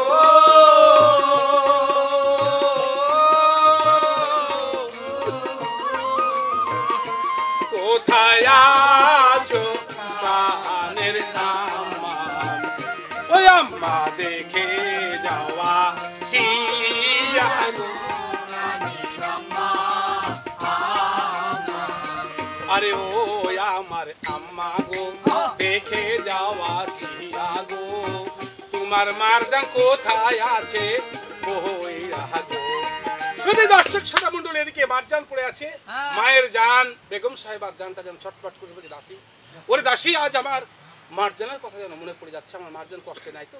বলছে ছি ছি কি কথা বলছেন, আর উজির নাজির বিরবাল কোতোয়াল সবাই মিলে কিন্তু জঙ্গলের মধ্যে মারজানকে নিয়ে ব্যস্ত, যদি আমরা মারজানকে রেখে দিয়ে বাদশার কাছে চলে যাই তাহলে বাদশা এক এক এক সবাইকে কুরবানি ফেলে দেবে, না আমরা কিছুতে যাবো না, বুঝতে থাক সবাই ওই জঙ্গলের মধ্যে পুরো আছে, আর মারজান পুরো আছে, আলুর জমি আলা চিন্তা করছে, আরে সর্বনাশ কোন কাজে গেল, এই একে ডাক্তারখানা যেত যেত ডাক্তারখানা যে কোনো রকম দর্শক শ্রোতা মন্ডলী পায়ে ব্যান্ডেজ ট্যান্ডেজ করে ছেড়ে দিয়েছে, মারজান কি করবে, কোনো কাজ না পেয়ে লক করে বসে আছে, আর একটা টাকার চিন্তা করছে আমি কখন যাবো মোর, একটা টাকার জন্য ও কত না কিছু চাই বেড়াচ্ছে। এবার এক গ্রামে যে চিন্তা করছে যাক এই গ্রামে আমি 1 টাকার জন্য ভিক্ষা করতে হয়, তবু আমি মসজিদ করে যাব, এই বলে তখন ভিক্ষা করার নাম করে চলে যাচ্ছে।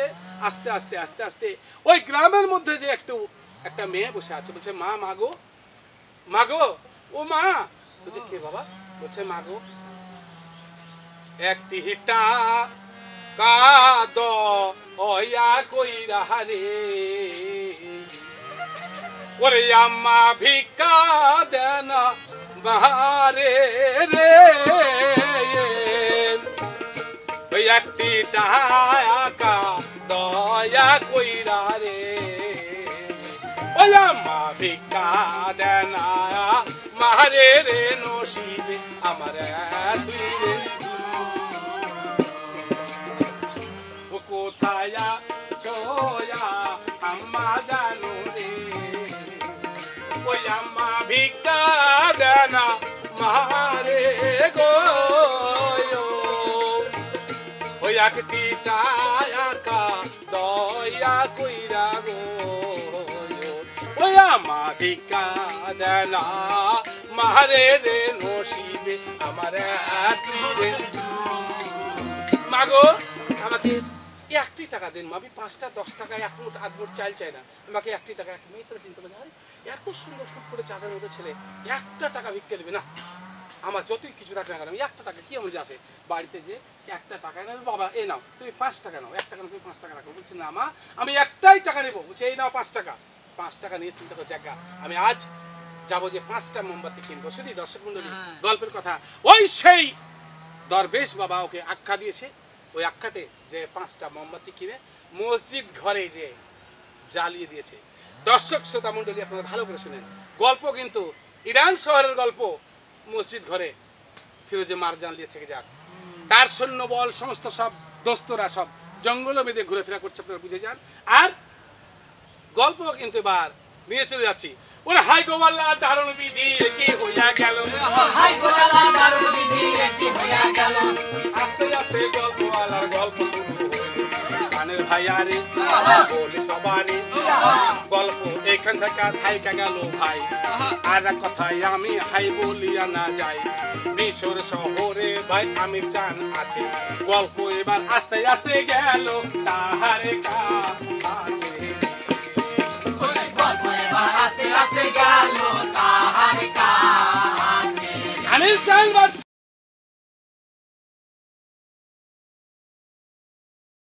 কিন্তু আপনাকে বলেছি প্রথমে 2টা ফুল, একটা ফুল মিশর শহরে গেছে, একটা ইরান শহরে এসেছে। ওর ঘরেও কিন্তু একটি সুন্দর ফুটফুটে চাঁদের মতো দুধের মতো এক কন্যা, সে কন্যার নাম হলো দুধ মেহার কন্যা। দুধ মেহার কন্যার জন্য ওর বাপ বলছে মা তুমি কি চাও বলো, যা চাইবে আমি তোমাকে তাই দেবো।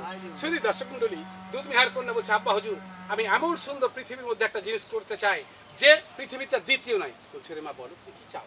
বলছে যেমন মিশরের পিরামিড পৃথিবীর আর কোন রাজ্যে আছে? পাকিস্তানের দোতলা বাগান পৃথিবীর আর কোথাও আছে? আর নাই। চীনের পাঁচিট পৃথিবীর আর কোথাও নাই। আমি এরকম যেরকম আগ্রা তাজমহল ইন্ডিয়ায়, আমি এরকম একটা জিনিস চাচ্ছি যাতে আমার নাম থাকে। বলছে রে মা ঠিক আছে তুমি যা চাইবে আমি তাই দিব। বলছে আব্বা হুজুর আমি এমন একটা ফুলের বাগান ফলের বাগান করে নেবো যে বাগানে কেউ যদি এসে বলে দিতে পারে যে এই বাগানে এই ফুলের গাছটা নাই, তাহলে তাকে পুরস্কার দেওয়া হবে। একটু আমি একটা ফুলের বাগান চাই আর একটা ফলের গাছ, এমন কোনো ফল নাই যে এই ফল আমার বাগানে নাই, এরকম যদি কেউ বলে দিতে পারে তাহলে আমি তাকে উপযুক্ত বকশিশ দেবো। শুধু দর্শক মন্ডলী বাদশাহ এবার উজির নাজিরকে যে ঘোল পিটি দিলে সবাইকে যে এখানে আছো, এই যে 100 বিঘা লিয়া বাগানটাকে কাটা সাফ করো, সম্পূর্ণ ফুল ফলের গাছ হবে। আর যে যেখানে যেভাবে পারো ভালো ভালো ফলের গাছ ফুলের গাছ তোমরা নিয়ে এসো, আমি উপযুক্ত পারিশ্রমিক দিয়ে তোমাকে বিদায় করবো। শুধু দর্শক মন্ডলী এক মোটা হুঁশ আছে জাহাঙ্গীর সরকার, ফুলবাড়ি থেকে আইঠা কলার গাছ ঘাড়ে কেলে চলে আসছে। দেখো আইঠা কলার গাছ ঘাড়ে কেলে চলে বাচ্চানন্দার আইঠা কলার গাছ। বেহুলা লক্ষিন্দরের গল্প শুনেননি? বলে শুনেছি। ওই লক্ষিন্দরকে নিয়ে 24 বছর খালি পানিতে ভেসে চলে, আমি সেই গাছ নিয়েছি। আইঠা কলার গাছ লাগাবো নাকি বাগানে? অপমান। দেশ বিদেশ থেকে সুন্দর সুন্দর ফল ফুলের গাছের পরিপূর্ণ হয়ে এবার বাদশাহ বলছে মারে তুমি রেডি হয়ে যাও, তোমার দাস দাসী নিয়ে একসাথে যাও, যে দেখো তোমার বাগান পরিদর্শন করো, তোমার পছন্দ হয়েছে কি না হয়েছে, যদি না হয় তাহলে আমি আরো বাড়িয়ে দেবো। বলে ঠিক আছে আব্বা হুজুর। সুন্দর করে এবার কন্যা সেজে কুজে ওরে সর্বনাশ অপরূপ এক সুন্দর রূপ ধারণ করে একসঙ্গে নিয়ে 7টা দাস দাসী 7টা ঘোড়ার গাড়িতে করে তুলে নিয়ে বাগান পরিদর্শন চলেছে। আগা দিকে সেনা সৈন্যরা, পিছনে দিকে সৈন্যরা, আগা দিকে হাতি, পাশে দিকে হাতি, আর ঘোড়ার গাড়ি মাঝখানে রে আস্তে আস্তে কন্যা রে রাস্তা হাতে না গেল রে। আস্তে আস্তে কন্যা রে রাস্তা বেড়া গেল রে। আর কহার থেকে দূর যাইতে ভাইজান আর কহার থেকে দূর গেল রে।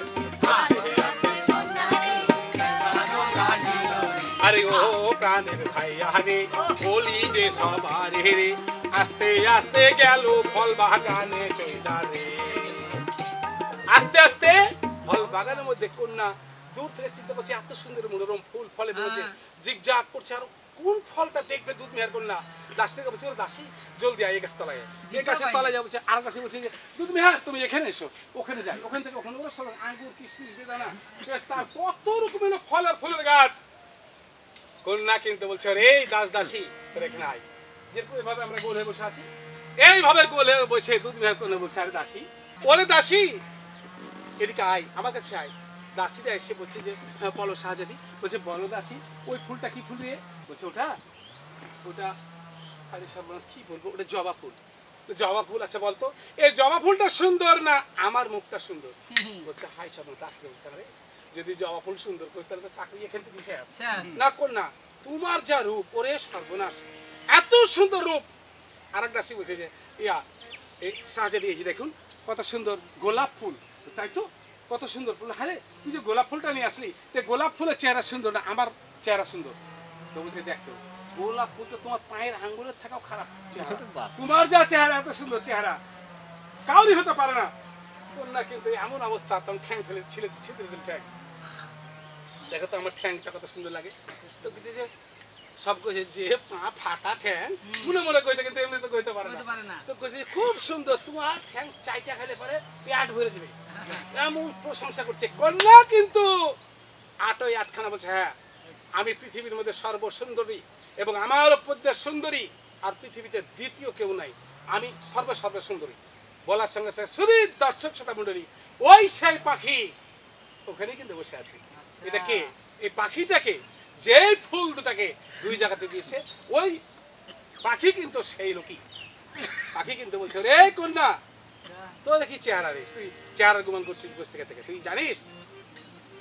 ওই সেই ইরান শহরের ইমরান বাদশার একমাত্র ছেলে ফিরোজে মারজান তার পায়ের মধ্যে যে রূপটুকুন আছে তোর সর্ব অঙ্গে নাই আর তুই সাধারণ চেহারা নিয়ে রূপের গুমান করছিস তোর কি রূপ তুই যে দেখ আমি বলে গেলাম এত সুন্দর রূপের পুরুষ আর পৃথিবীতে দ্বিতীয় হয়নি আর হবেও না তুই চেষ্টা করে দেখ তাকে যদি পেতে চাস তুই এই মুহূর্তে দেখ তোর জন্য কিন্তু ওই তৈরি হয়েছে তুই রেডি হয়ে নে ও দর্শক ভাইয়া রে ও প্রাণের ভাইয়া রে কি বাথায় কি বার হইয়া গেল রে আরে ও দর্শক ভাইয়া রে ও প্রাণের ভাইয়া রে কি বাথায় কি বালে খালায় গেল রে দেখুন ভাই কি লেখা লিখে গেল এবার কন্যা করবে কি আমার চাইতে সুন্দর পুরুষ এই দাসী তুই সত্যি বলছিস কি রে সত্যি বলছিস এখন দাসীরা বলছে যে হ্যাঁ কন্যা তোমার চাইতে সুন্দর একটা পাখি বলে গেছে তো মানুষ বলেনি হতেও পারে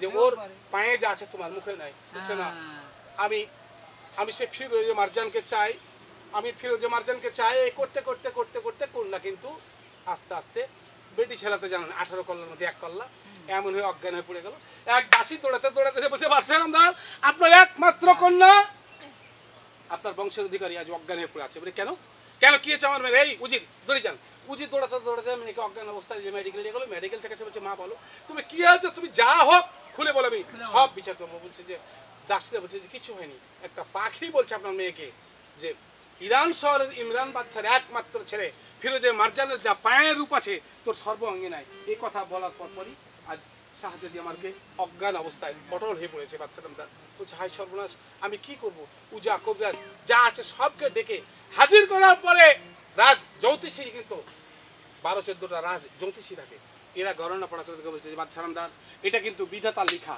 যতক্ষণ পর্যন্ত আপনার মেয়ে ফিরোজে মারজানকে না পাবে ততক্ষণ পর্যন্ত ও যতক্ষণ না ডাকবে যে দুধ মেয়ে হাত তুমি উঠো আমি এসেছি ততক্ষণ পর্যন্ত আপনার মেয়ে কারোর সাথে কথাও বলবে না এটা আমরা বলে গেলাম একমত করতে করতে 10-12 জনের যা ছিল সবাই বলছে একই মত যে ওই শাহজাদি লাগবে এখন চিন্তা করছেন কি করব কিভাবে আমি আনবো আমার চাইতে 7 গুণ বড় বাদশা সেই ইমরান বাদশা আমি কেমন করে বিয়ের প্রোগ্রাম নিয়ে যাবো ওই তো ক্ষমতা হবে না জ্যোতিষী বলছে বাদশাহ আমাদের একটা বুদ্ধি আছে। বলে কি বুদ্ধি? হলো আপনি একটা কাঠের কুমড়া নেন, কাঠের কুমড়ার উপরে সুন্দর করে লিখে দিন যে ইরান শহরের বাদশাহ ইমরান তার একমাত্র ছেলে ফিরোজে মারজান, যে এনে দিবে তাকে 5 লাখ টাকা পুরস্কার দেওয়া হবে। ইতি মিশর শহরের বাদশাহ আমির চাঁদ। এই বলে আপনি এই কুমড়াটাকে, এই যে বন্যার সময় ভাদ্র মাসের বন্যা আছে, এই বন্যার পানিটা আপনি ছেড়ে দেন, ভাসতে ভাসতে যেখানে উঠ সেখানে যায়। এই কুমড়া যখন পানিতে ছেড়ে দিলে টুবুক টুবুক করে ভাসে, আরে ভাসতে ভাসতে ভাসতে ভাসতে আস্তে আস্তে কুমড়া রে গেল যে ভাসিয়া রে, আস্তে আস্তে কুমড়া রে গেল যে ভাসিয়া রে। আর কহ থেকে দূরে যাইতে রে কুমড়া, আর কহ থেকে দূরে গেল রে, আস্তে আস্তে কুমড়া রে।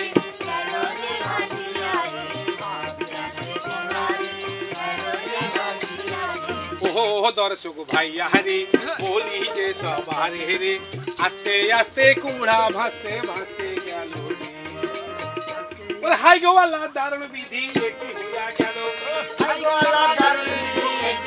গেল, আস্তে আস্তে কুমড়া হাই রে ভাসিতে লাগিল। কানের ভাইয়া রে দর্শক ভাইয়া রে, কত দূর যাইতে কুমড়া কত দূর যাই, কি বলিতে ওই ওরে কানের ভাই। এদিকে নবাব গঞ্জ চলে গেল ভাই, এদিকে আর এক দূর যাইতে বলি তাই, গোদা গাড়ি পার হইয়া রাস্তা হইতে যাই, বাঘ মারা উঠিয়া টানোর রে ভাই, পার হইয়া দেখো এবার নাটোর চলে যাই। কত দূর যাইতে কুমড়া কত দূর গেল, আস্তে আস্তে বলি আমি শুনো গো রে।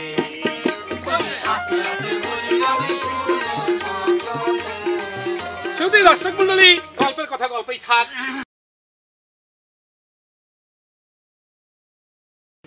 আমির চাঁদ বাদশার কুমড়া ছেড়ে দিল।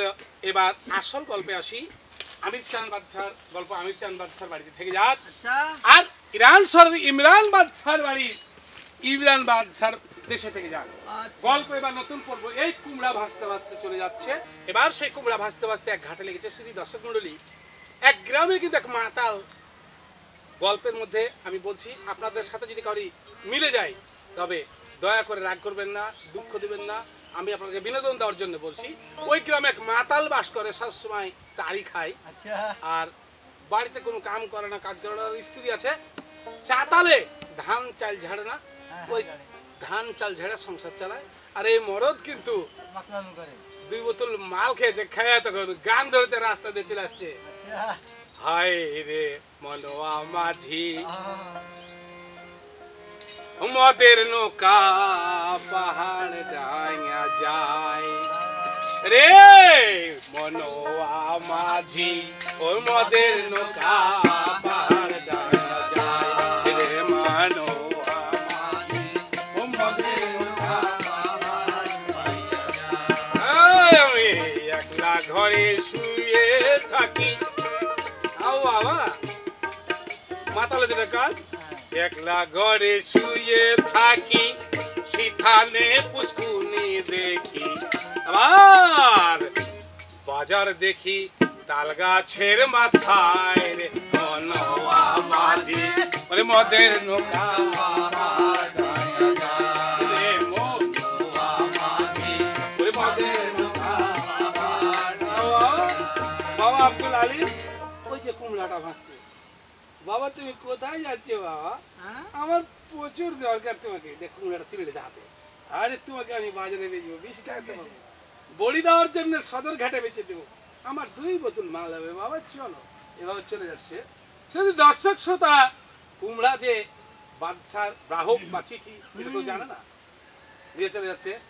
একজন দেখে বলছে, এই মদখরের নাম হবে নাজুম উদ্দিন, সব নাজু নাজু বলে ডাকে। নাজু রে নাজু, কি যাবে, কি বলছিস, কোথায় নিয়ে যাচ্ছিস সেটা? আরে কোথায় যাচ্ছিস তোকে বলা লাগবে নাকি, বেঁচে দেবো আমি। এবার কিন্তু কুমড়া নিয়ে চলে যাচ্ছে। বলছে তুই জানিস এই কুমড়াতে কি লেখা আছে? বলে কি লেখা আছে? এই কুমড়াতে লেখা আছে ইরান শহরের ইমরান তার একমাত্র ছেলে মারজানকে যে এনে দিবে তাকে 5 লক্ষ টাকা পুরস্কার দেওয়া হবে। ইতি মিশর শহরের বাচ্চা ইমরান। তাই নাকি? তখন 1900 চলে গেছে। যিনি সর্বনাশ করেছে, আমি এখন যাব। এই বলে কুমড়া নিয়ে ওরে হাই গোবাল্লা দারুণতি দি কি হইয়া গেল, হাই গোবাল্লা দারুণতি দি কি হইয়া গেল। আস্তে আস্তে কুমড়া নিয়ে যাইবার লাগি কানের ভাইয়ারে, কানের ভাইয়ারে কুমড়া নাজুমুদ্দিন লি যাই ওরে ভাই। আস্তে আস্তে আমার চইলা গেল তাই মিশর শহরে ভাই চলিয়া না গেল। আমি কেন মাত্রাহারে দরবারে পেয়েছি যাইয়া কিন্তু নাজুমুদ্দিন উপস্থিত হইল হরে।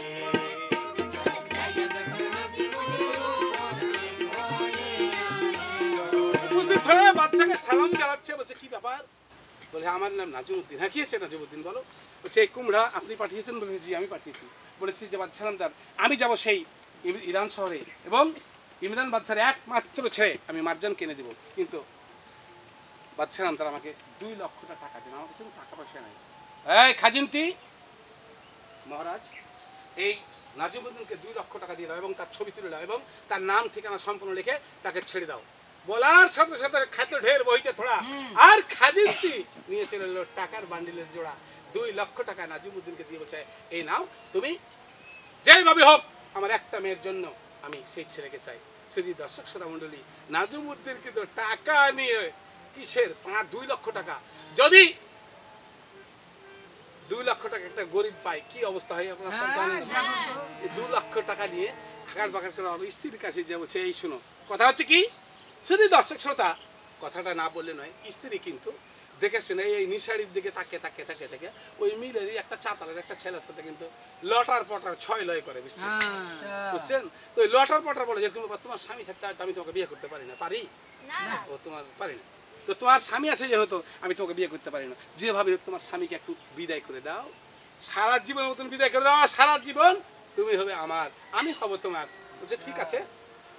আর স্ত্রী করেছে কি, বাড়িতে আসছে, এর মধ্যে ওর স্বামী বলছে এই শোনো মর্জিনা, বলছি যে হ্যাঁ বলো স্বামী, আমি চলে যাব সেই ইরান শহরে, আমি এই যে চিঠি পেয়েছি এই চিঠি নিয়ে যাব, আমাকে কিছু খাবার দাও নাস্তা দাও, আমি যাব আর ওই সেই মার্জানকে নিয়ে আমি আবার ফিরে আসবো, আমি 5 লাখ টাকা পুরস্কার পাবো। ওর স্ত্রী চিন্তা করছে এই সুযোগে সুযোগ আর সুযোগ পাওয়া যাবে না। শুধু দর্শক মন্ডলী এক গ্লাস সুখা বিষ, রিপকট বিষ চিনেন না আপনারা? এই রিপকট বিষ কিন্তু একটু চাইলে ছাত্র সাথে মিশাল করে দিয়ে বাস ওর স্বামীর উঁটলাতে বাইন্ধে দিয়ে বলছে ঠিক আছে স্বামী তুমি চলে যাচ্ছ, তুমি চলে যাচ্ছ কিন্তু আর কথাটা মনে করিও ওকে দেবের ছেলে নাকি কান্না খবরদার, তোমার লেগে আমার জানটা ছটপট ছটপট করে, তুমি যতদিন না আসবে ততদিন আমি তোমার আশায় রাস্তাতে দাঁড়িয়ে থাকবো ছাতার মধ্যে, ওই পুটলাটা ভরে দিবে। এই নাজুমুদ্দিন বাস ছাতাটার দিকে লিয়া এবার নাজুমুদ্দিন চলে যাচ্ছে কোথায়? ওরে হাই গোবাল্লা দারুণ বিধি কি হইয়া গেল, হাই গোবাল্লা দারুণ বিধি কি হইয়া গেল। আস্তে আস্তে নাজুমুদ্দিন বিদায় হইয়া গেল কানের ভাইয়ারে, বলিতে সবারে আস্তে আস্তে নাজু চলে গেল ভাই। কত দূর যাইতে নাজু কত দূর যায়, আর কত দূর যাইতে নাজু বহু দূর গেল।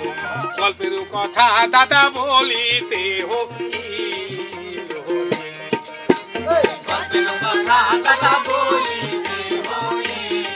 এবার নাজুমুদ্দিন কিন্তু চলে যাচ্ছে। দর্শক শ্রোতা মন্ডলী পিছা দিকে কিন্তু ছাতুর পুটলি, কিন্তু ছাতুর মধ্যে কি ছাতু আছে না কিছু আছে? বিষ আছে।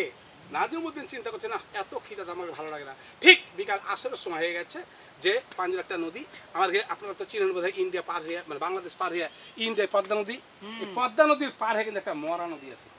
এই মরা নদীর ওখানে চতুর্দিকে অঢল, আর ওখানে যায় মরদের থালি লিয়া বিষের পুটলিটা থুয়ে দিয়া পানি নিতে নেমেছে নদীর মধ্যে। ভারত শহরে একটা পাগলা হাতি প্রত্যেক দিন 4টা 5টা 6টা করে মানুষ মেরে ফেলে দিছে। এই পাগলা হাতিকে কেউ মারতে পারে না। ভারত সরকার মোবাইল একবারে মোবাইলে ফেসবুকে টেলিভিশনে রেডিওতে পত্রিকায় পেপারে দিয়ে দিয়েছে যে এই পাগলা হাতিকে যে মেরে ফেলে দিতে পারবে তার সঙ্গে আমার একটা মাত্র মেয়ে মঞ্জুরার বিয়ে দিয়ে দেবো এবং অর্ধেক সম্পত্তি তার নামে আমি উইল করে দেবো দিয়া ভারতের বাদশা একদম সিগনেচার করে সম্পূর্ণ রাষ্ট্রে দিয়ে দিয়েছে। শুধু দর্শক মন্ডলী পাগলা হাতি কিন্তু দেখছে যে এই বেচারি পানি আনতে গেছে, তার কাজ হলো কি মানুষকে তাড়া তাড়া ধরে মেরে ফেলে দাও। আচ্ছা পাগলা হাতি কিন্তু দৌড়াতে দৌড়াতে আইসা ওই যে পুঁটলা থা আছে ওখানে বলছে যে বেটা তুই উঠায় আগে, তোর আগে একদিন না তো আমার এক।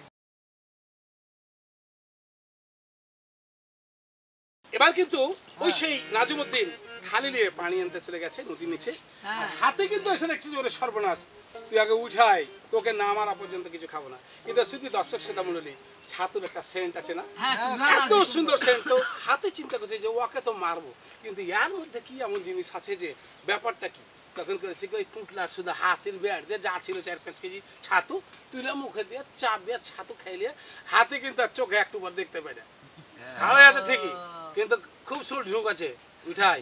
কিন্তু নাজুমউদ্দিনকে একবার দেখছে বিশাল বড়, একবার ছোট্ট, বিশাল বড় একবার ছোট, নাজুমউদ্দিন খালি থালি দিয়ে উঠে আসছে, আস্তে আস্তে আস্তে আস্তে উঠে আসছে হাতে কিন্তু শুধু দর্শক খাওয়ার পরপরই কখন কখন যে প্রাণ পাখি উড়ে চলে গেছে, পাগলা বিশ্বের অ্যাকশন শুরু, হাতি মরে শেষ লক করে খাড়ে আছে, আর লোকজন চিন্তা করছে সর্বনাশ করেছে, আরে পাগলা হাতে খাড়ে আছে, ওই লোকটা নদী থেকে উঠে আসছে, আরে এতে উঠলে মেরে ফেলে দেবে। নাজুমউদ্দিন কিন্তু থালি নিয়ে যে ব্যাপারটা কি ছাতু পুটলি কই কে খাইলে, কিন্তু মুখে তো কষাতে মশাতে লেগেছে হাতে, তো তুই কাট পালি না সালা, তোকে আমি সকাল থেকে আমি কিছু খাইনি, এমন আমটি ঘুমটি করছে, খাতির চতুর্দিক হাতির ঘুরছে, ঘুরতে ঘুরতে রাত করে সুঁড়ের উপর একটা লাথি, যেমন লাথি মারা হড়বড় করে হাতি পড়ে যেমন পড়ে যাওয়া, গাছের ওপর সব যেগুলো লোকজন খাড়া হয়েছিল, এরা কিন্তু দৌড়াতে দৌড়াতে বাচ্চাকে ধরেছে, বাচ্চা নাম কঠিন ব্যাপার, কেন কেন দেখেন গাছা কি অবস্থা হয়েছে, হাতি মরে শেষ, আর বাহাদুর কত একটা লাত মেরেছে, দুটো মারেনি, এই বলে ঠিক বাচ্চা কুচুরে সর্বনাশ কোন কামে গেল, বাচ্চা তো কাপড় চোপড় সব নষ্ট, উপায় আমি কেমন করে যাবো, হাতি আমার কাছে বড় বড় পালওয়ান আছে যারা 40 কেজি করে তরমুজ খায়, 80 টাকা করে ডিম খায়, তারা আর কিছু করতে পারেনি, এই আবার কোন পালওয়ান।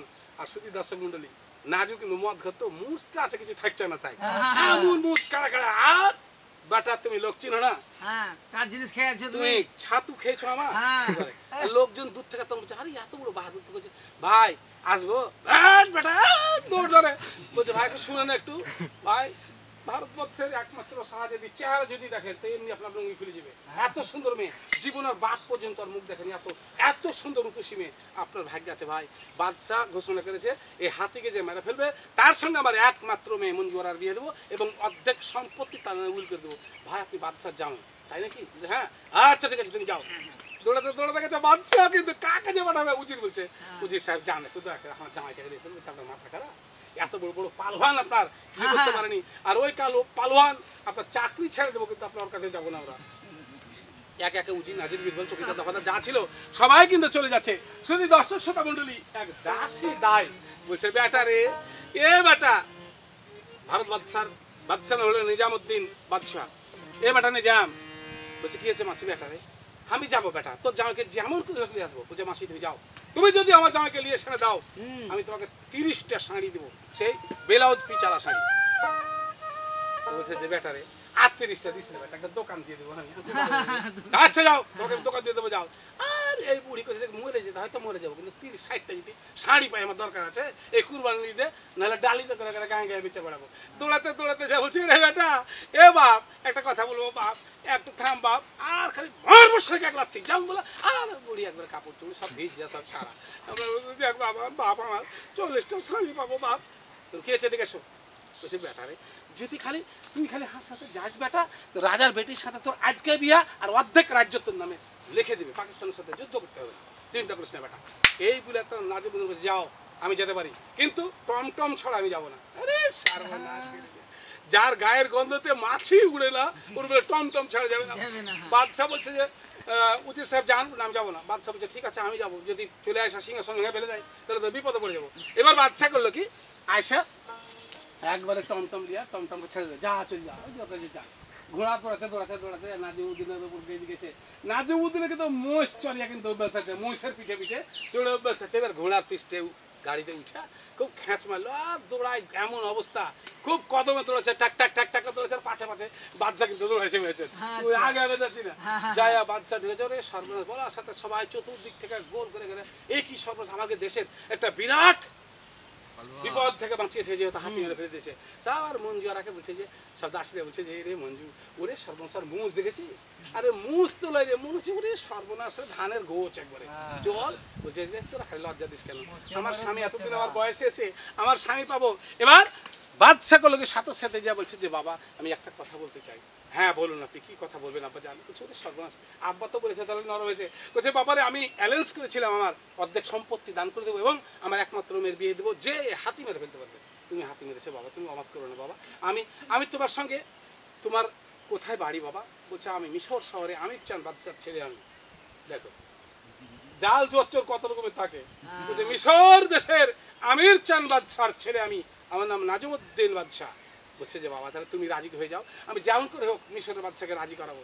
যে ঠিক আছে আমি রাজি। ওরে সর্বনাশ, যেমন রাজি আর কুঁড়ে যা যে যেখানে ছিল একসাথে সবাই মিলে কন্যাকে এবার সাজাতে যেতে লাগলো। এ সাজানোর বৃষ্টি, এই সাজানোর কি একবার বেহেস্তি, সব কন্যাকে সাজাচ্ছে আর বলছে, ওরে কন্যা সাজে কি সাজে রে, কত না রঙের কন্যা সাজে, কন্যা সাজে কি সাজে রে, কত না রঙের কন্যা সাজে। হায় রে সাজিয়া কুচিয়া কন্যা লাখে দিল ফুল, সাজিয়া কুচিয়া কন্যা লাখে দিল ফুল, সাথে দিল সোনার মালা লাখে দিল ফুল। কন্যা সাজে কি সাজে রে, কত না রঙের কন্যা সাজে। জোরে, কন্যা সাজে কি সাজে রে, কত না রঙের কন্যা সাজে। হায় রে সাজিয়া কুচিয়া কন্যার মুখে দিল পান, সাজিয়া কুচিয়া কন্যার মুখে দিল পান, দেখা যেন লজ্জা পায় আসমানের চাঁদ। কন্যা সাজে কি সাজে রে, কত না রঙের কন্যা সাজে।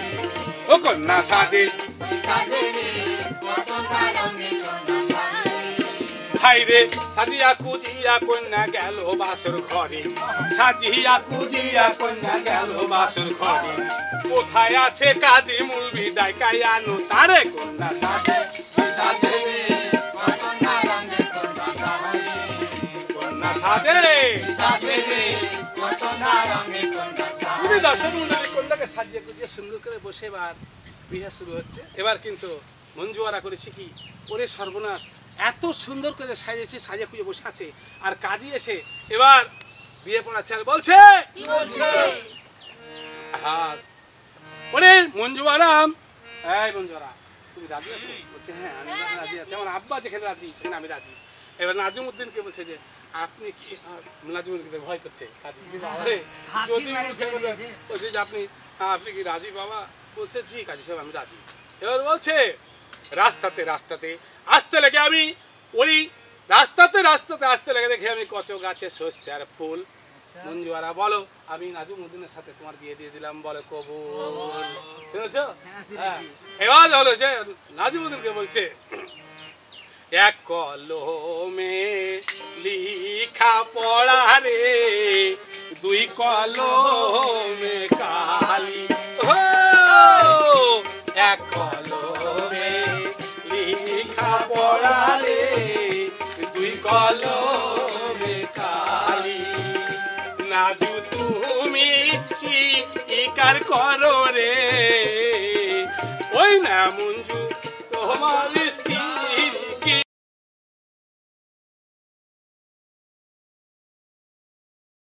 বলে, হাই গোপাল্লা দারুণ বিধি কি হইয়া গেল, হাই গো আল্লাহ দারুণ বিধি কি হইয়া গেল। ইচ্ছা বলার কি ইচ্ছা এবার শুরু হইয়া গেল। এই দশম ভাইয়ারে বলি যে সবারে, আমি তো কিচ্ছাওয়ালা কিচ্ছা বলে যাই, শুনো শুনো ওরে দশক ওরে প্রাণের ভাই, মঞ্জুয়ারার বিয়া এবার এখানে হইয়া যায় হরি। মঞ্জুয়ারার বিয়া এখানে হইয়া যায়। এবার সেই মঞ্জুয়ারার বিয়া সর্বনাশ। দর্শক মন্ডলী রাতের বেলা এবার সবাই মিলে মঞ্জুয়ারা চিন্তা করছে, আল্লাহ হাতে মেরে ফেলেছে এক লাখ দিয়ে, এখন আমার যে কি অবস্থা করবে আল্লাহ জানে।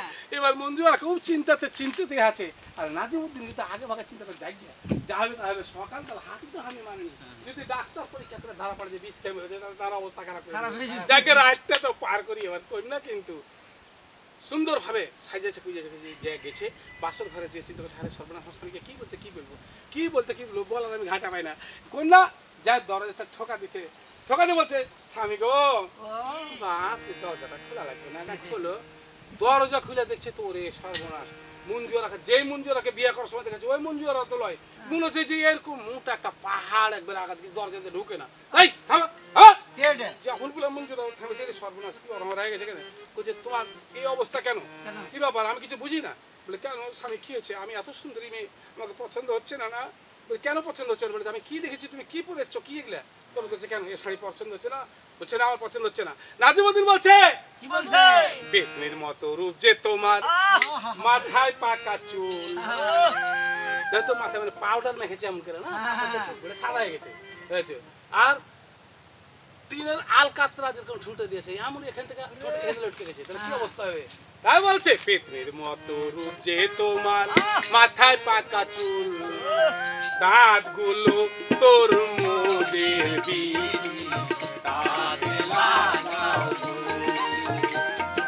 পেতনির মতো রূপ যে তোমার, দাঁত গুলো তোর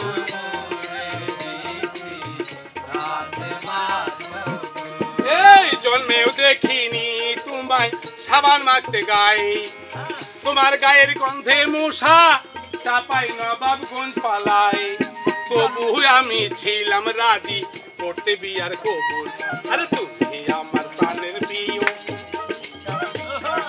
তুমি আমার প্রাণের প্রিয়, আমি তোমার আবু, তার গুলো তোর মোদের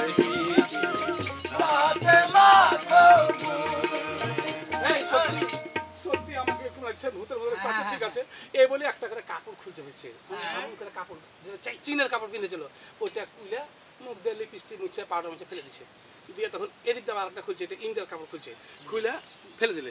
একটা পাকিস্তান থেকে দিয়েছিল মামাতো ভাই, ওটাকে খুলে এমন অবস্থা করলো।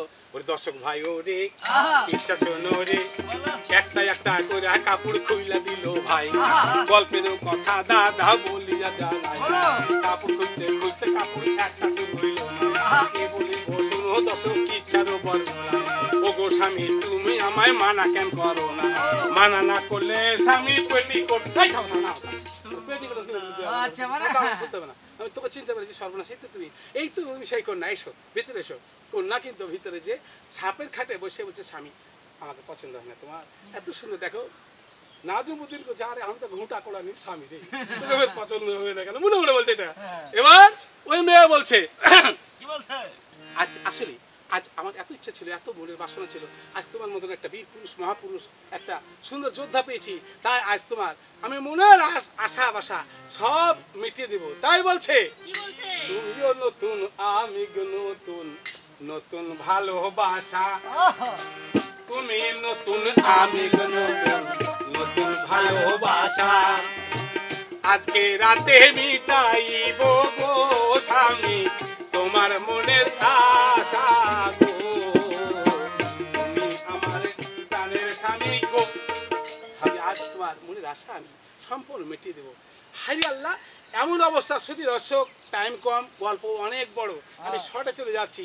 ওরে এক প্রহর রাত গেল হাসিতে খেলিতে, এক প্রহর রাত গেল হাসিতে খেলিতে, দুই প্রহর রাত গেল প্রেমের আলাপেতে, দর্শক ভাইয়ারে বলি সবারে, তিন প্রহর রাত গেল কোকিলের ডাক শোনা, চার প্রহর রাত গেল নদীর ঘাটে ওই লাহারে, চার প্রহর রাত গেল নদীর ঘাটে।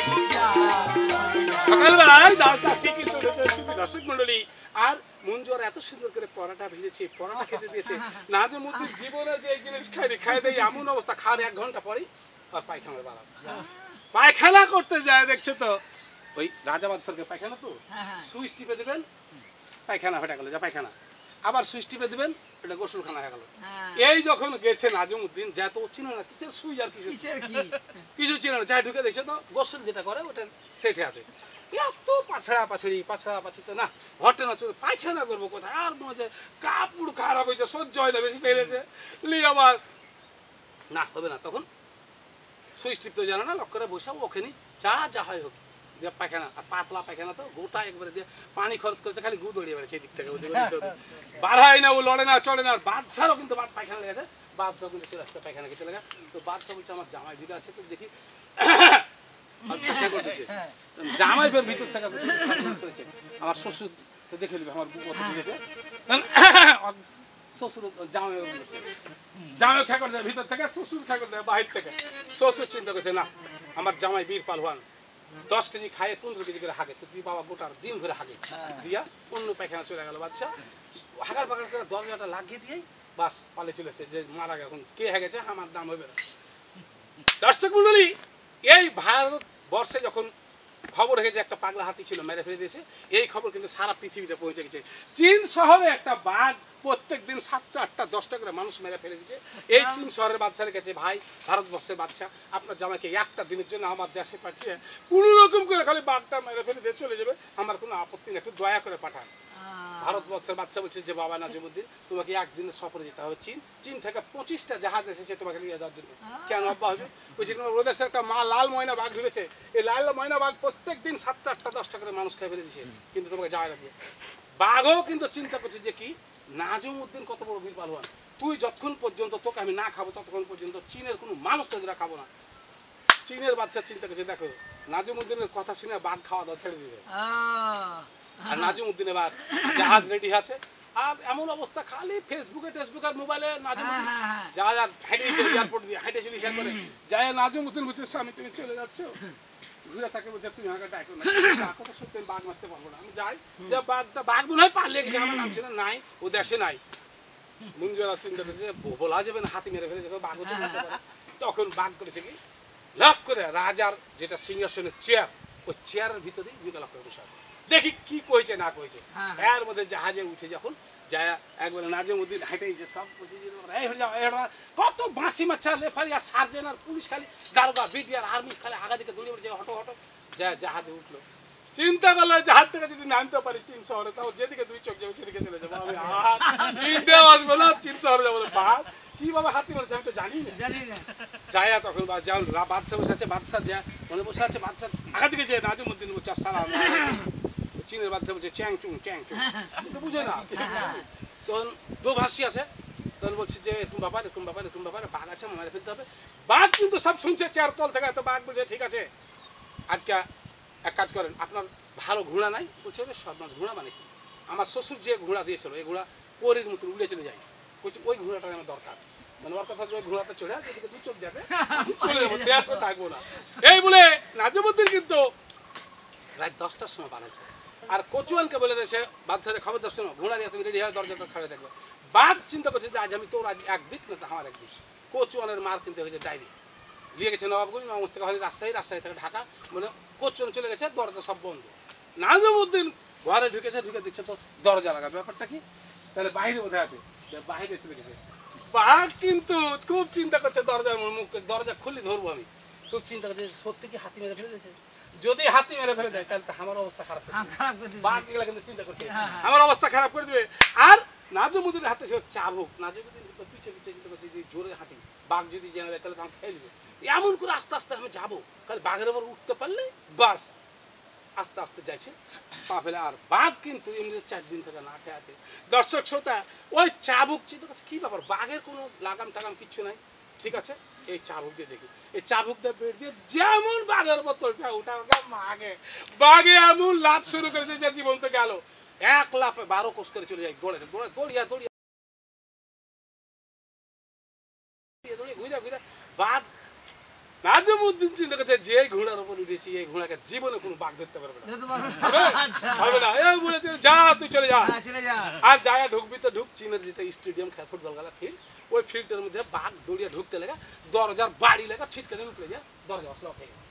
লক হয়ে যায়, নাজিমুদ্দিনকে ঘোরালে খটখট খটখট করে এদিক থেকে ওদিকে দিক থেকে ওদিকে গোটা খালি ঘুরতে ঘুরতে ঘুরতে সকালবেলা যারা ডায়াবেটিসের হাঁটতে যায় না এরা যায়, তখন দেখছে কি ব্যাপারে কার বেটা তখন ফুটবল খেলা লাগে ভোরতে চলে এসছে যায়, যেমন বাঘ বলে যে বাঘ দেখে গেছে বাচ্চা নামটা কঠিন ব্যাপার লেগে। আর যে ছেলে এসছে ছেলে বাঘের উপর উঠে আছে ডাইরেক্ট দেখে যাবে বাঘলে ঘোড়ার সিস্টেম দৌড়াচ্ছে খালি, চলো তো যায় দেখছি তো আগে আগে নাজিমুদ্দিন এমন অবস্থা। নাজিমুদ্দিনকে বাচ্চা বলছে নাজিমুদ্দিন মাইকিং হাই মা মানে মুখ দিয়ে মাইকিং করে না, জলদি করে তুমি বাঘের পৃষ্ঠে উঠাচ্ছ, জলদি করে মেরে ফেল দাও, না তো তোমাকে খেয়ে নেবে। নাজিমুদ্দিন বলছে সত্যি আমি বাঘের উপর উঠেছি নাকি? তো নেয়াজের দিকে হাত দিয়েছে, তাই তো কি করলেন, কানের দিকে হাত দিয়ে এত কান এগিয়ে মারে, চোখ মুখ লাড়ছে, রে সর্বনাশ করেছে। তখন বড় বড় চোখ দিয়ে যা আমাকে মনে খাইলে, নাজিমুদ্দিন তুমি লেট করো না, জলদি করে মারা ফেলো। তখন মাস্তানি বেড়ে গেল, বাঘকে তুমি জানো না তুমি কে এসছে, বাঘ আরো দৌড় না খাও, পিস্তল বাহির করে কানের গলাতে দিলে ঠাস একটা। বাঘ যখন উল্টা পড়ে গেল, বুঝে বেটা তুমি জানো না কোন বীর বাহাদুর এসছে, তোমাকে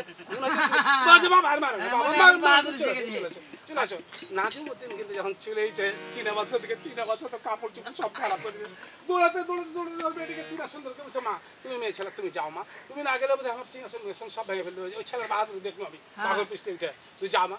চীনা বালা সুন্দরী এবার দাস দাসি গেলে যে বলছি যে এই চীনের ভাষায় অ্যাং চু পিং পিং থাই, আমি তোকে ভালোবাসি, আই লাভ ইউ লয় ইং চাং পুং টং থাই। তো ঠিক আছে, দো ভাষিতে বুদ্ধি তোমাকে ভালোবাসে এই চীনার মেয়ে, আপনাকে ছেড়ে বিয়ে করবে না, চিন্তা করে সত্যি বিয়ে করবে করবে বৃষ্টি যাক যাক। শুধু দর্শক শ্রোতা মণ্ডলী, এবার কিন্তু চীনার বেটির সাথে কিন্তু বিয়ে দিয়ে দিল এই সে নাজিমুদ্দিনের। নাজিমুদ্দিন চিন্তা করছে যে করতেই হলো, তখন যাকে বিয়ে হয়েছে এই রাতে থেকে লক্ষ্য করে রাতে আন্ধারে আমার যেদিকে দুই চোখ যাবে সেদিকে চলে যাবো, এই বলে চীনাবালা সুন্দরীর সঙ্গে বিয়ে হয়ে গেল। চীনাবালা সুন্দরী বলছে স্বামীকে আজ আমাদের কি বিবাহ বার্ষিকী নাকি নাকি বাসরাত, এটা বাংলা ভাষা বলি আমরা, বাসরাত হবে। তো নাজিমুদ্দিন বলছে ঠিক আছে আজকে আমি বাসরাত করবো না, কেননা আমার একটা লঘু আছে, মানে ওয়াদা আছে, ওয়াদাটা পূরণ না করলে আমি বাসরাত করবো না, তুমি আমাকে বিদায় দাও, আমি আশা করি ঘুরে আসলে আমি তোমার সাথে বাসরাত করবো। বলে ঠিক আছে তুমি আসবে তো, বলে আসবো মানে কি, এই বলে সুন্দর একটা ঘোড়া দিয়ে দিল। এই ঘোড়ার পৃষ্ঠে উঠে কিন্তু শুধু দর্শক মন্ডলী রাতের সন্ধ্যের সময় নাজিমুদ্দিন কিন্তু স্ত্রী রেখে ওরা হাই গো আল্লাহ দারুণ বিধি কি হইয়া হাই গো আল্লাহ দারুণ বিধি কি হইয়া গেল, এই আস্তে আস্তে নাজিমুদ্দিন বিদায় হইয়া গেল। দর্শক ভাইয়ারে ইচ্ছা শোনোরে, নাজিমুদ্দিন হাইরে চলিয়া না যায়, কত দূর যাইতে এবারে কত দূরে যায়, হাই গো আল্লাহ নসিবেতে কি লেখা ছিল, আস্তে আস্তে নাজিমুদ্দিন জঙ্গলের ভিতর ঢুকে গেল।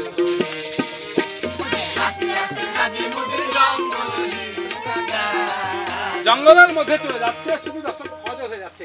আর ঠিক ফিরোজে মারজান ও কিন্তু মোমবাতি জ্বালিয়ে আল্লাহর কাছে কাঁদছে, পারওয়ারদিগারে আলম তুমি আমাকে মিশর শহরে যাওয়ার রাস্তা আমাকে বলে দাও, আমি কিভাবে যাবো। সত্যি দর্শক মন্ডলী, আর যেদিন থেকে ইন্ডিয়ার বাচ্চার মেয়েকে বিয়ে করেছে নাজিমুদ্দিন, সেদিন থেকে ও বাচ্চারি 5 ওয়াক্ত নামাজ পড়ে, মিশর ছেড়ে দিয়ে 5 ওয়াক্ত নামাজ পড়েছে। আর ফজরের সময় ঠিক ওই মসজিদে যে ঢুকেছে নামাজ পড়ার জন্য, আর হাউমাউ করে কাঁদছে।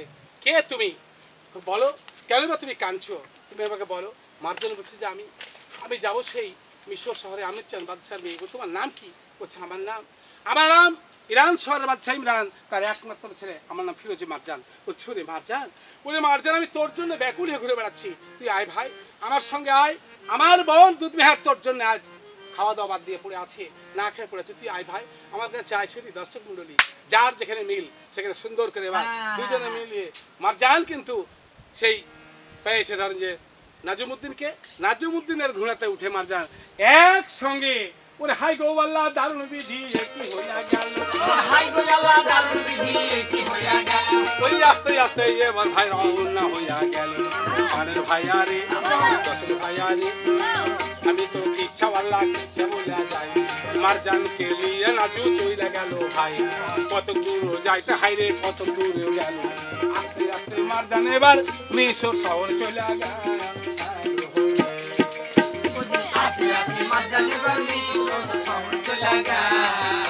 মিশরের বাদশাকে খবর দিল যে আপনার মেয়ে যার জন্য পাগল সেই মেয়েকে পাওয়া গেছে, আপনি আসুন। এর মধ্যে দুধমেহারকে যে খবর দিল, দুধমেহার তুমি যার জন্য পাগল সেই ফিরোজে মারজানকে পাওয়া গেছে এবং কি উপস্থিত আমাদের রাজসভায়। বলছে না যতক্ষণ পর্যন্ত ফিরোজে মারজান আমাকে না ডাকবে আমি ততক্ষণ পর্যন্ত আমি যাব না।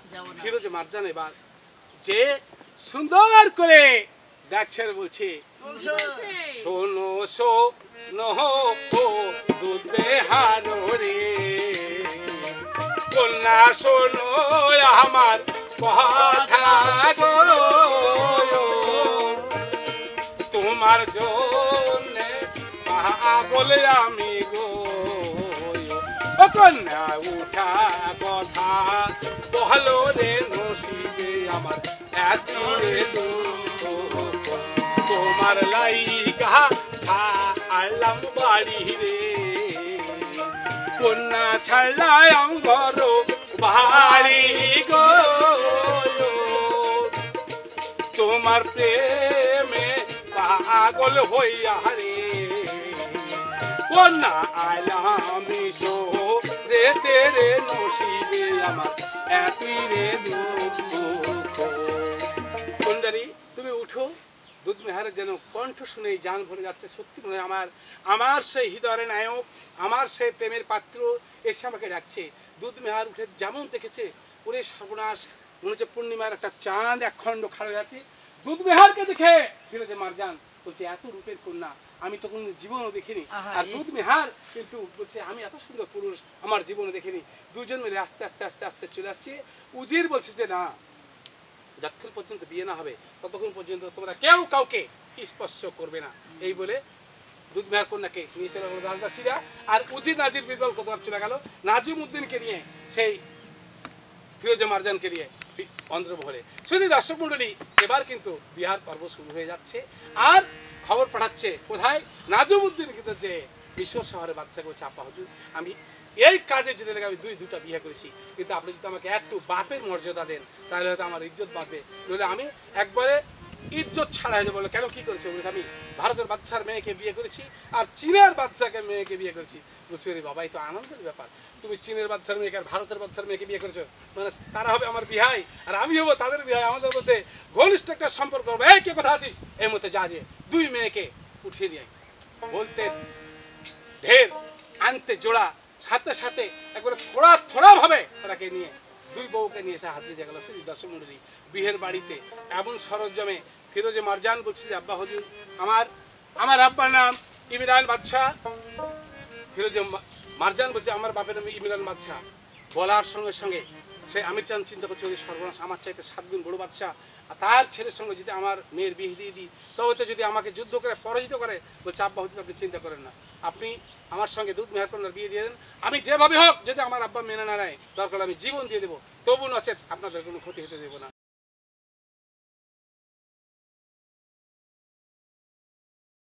ও প্রাণের ভাইয়া হারে ও দর্শক ভাইয়া হারে ও মোরে আল্লাহ রে কি বা থাইকা কি বা হইয়া গেল রে কি বাধাইকা কি বা হইয়া গেল এবার কিন্তু বিহার আয়োজন শুরু হয়ে গেল শুধু দর্শক মন্ডলী 8 দিনের মতন চুলা থেকে সম্পূর্ণ বন্ধ এবং বিয়ে মৌলভী সাহেব এসে তাদের বিয়ে স্বয়ং সম্পূর্ণভাবে সব কিছু হয়েছে এবার কন্যা কিন্তু বলছে যে না আমি এখানে বাস করবো না আমি যখন মেয়ে ছেলে আমার স্বামীর বাড়িতেই আমি বাস করবো যাই কে কোথায় আছিস জলদি করে কাজ কর এই নৌকা 100টা সাজা ময়ূরপঙ্খীরাজ নৌকা সাজা আর কর্ণধার মাঝি কোথায় আছে আমার জামাইয়ের মেয়ে এই কর্ণধার মাঝির নৌকায় যাবে সেই আমির চান বাদশার দেশে বলার সঙ্গে সঙ্গে দর্শক মন্ডলী সব কিছু রেডি এবার বিদায় দেওয়ার সময় ওই কন্যা কিন্তু দুধ মেহার কন্যা বাপ মার কাছে বিদায় নিচ্ছে বলছে বিদায় দেন বিদায় দেন আব্বা গো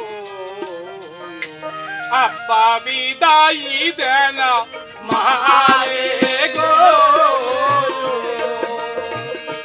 খুশি মনে দিলে বিদায় গো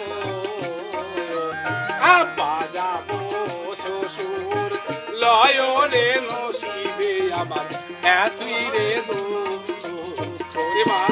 ওরে মা তোকে কানতে হবে না আমরা খুশি মনে আমার চাইতে বড় বাচ্চার ঘরে তোর বিয়ে দিয়েছি তুই যা মা ভালো থাকিস আমরা যেভাবে হোক কিছুদিনের মধ্যেই চিঠি পাঠিয়ে আমি তো কানার ব্যবস্থা করব দুই বাদশার বেগম অঝরে কানতে থাকলো একসাথে বিদায় হয়ে কর্ণধার মাঝিকে বলে মাঝি আর দেরি করো না জলদি করো এই মুহূর্তে কর্ণধার মাঝি এবার 1 2 3 বলে নৌকাকে বলছে রে নৌকা এখন এই মুহূর্তে তুমি চলো ইরান শহর বলে যেখানে ফিরোজে মারজান বাদশার দেশ ফিরোজে মারজান বাদশার দেশ ইমরান বাদশার ঘাটে যে তুমি এই মুহূর্তে লেগে যাও বলতে দেরি কিন্তু যেতে দেরি নাই আস্তে আস্তে হাইরে নৌকা যাইবারও লাগিল আস্তে আস্তে হাইরে নৌকা যাইবারও লাগিল ওই কত দূর যাইতে ভাই জানে কত দূর গেল পানের ভাইয়ারে গেল নৌকারে পূর্ণ ভবা থাইকা নৌকা মহানন্দায় যায় মহানন্দা থাইকা হাইরে পদ্মা চলে ভাই পদ্মা থাইকা মেঘনায় ভাই যখন পুড়া গেল মেঘনা দিয়া আস্তে আস্তে সমুদ্রে তাই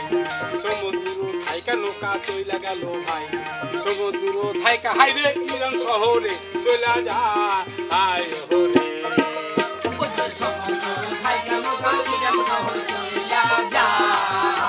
ইরান শহরে ঘাটে লাগার সাথে সাথে কেমন করে খবর পেয়েছে উজির সাহেব যে আমাদের ফিরোজের মারজান ঘাটে চলে এসেছে। ওরে সর্বনাশ, ওরা উঠতে ধুরতে কে কোথায় ছিল দৌড়িয়ে এসে একসাথে এমন অবস্থা হয়ে গেল যে নৌকার ঘোড়ার ঘাটটার হাতে ঘোড়া মাঠ লেগে গেল। ফুটবল খেলে মাঠ দিয়া বাদশাহ কানে চলে গেল যে আপনার ছেলে আসছে। ওরে সর্বনাশ, বাদশাহ তার ছেলেকে অদিন থেকে দেখেনি। এবার বাদশাহ বেগম দৌড়িয়া কান্দে কান্দে অন্ধ হয়ে গেছে। বাদশার ছেলে আর বউ একসঙ্গে চলে যাচ্ছে। উজিরের ছেলে ফিরোজের মারজান ও দৌড়াতে দৌড়াতে দৌড়াতে দৌড়াতে এসে বলছে দোস্ত রে, বলছে আর কোনো কথা নেই, আমি যাকে চেয়েছি আমি তাকে পেয়ে গেছি, চলো এবার আমরা আব্বার কাছে যাই। আব্বার কাছে বলছে আব্বা গো, আব্বা আমি অনেক কষ্ট করে আবার তোমার কাছে ফিরে এসেছি। আব্বা বলো বাবা কি হয়েছে? উজির কিন্তু সব কিছু শোনার পরে খুলে বলো বাদশাহ আমরা এরকম ব্যাপার, আপনি এতে অমাত হয়ে না নলে ছেলে হয়তো থাকতে পারে চলে যেতে পারে। বলছে ঠিক আছে, আমাদের একটা বোমার দরকার নাকি? আমাদের একটা বোমার দরকার। ফকিনের মেয়েকে বিয়ে করেনি, বিয়ে করছে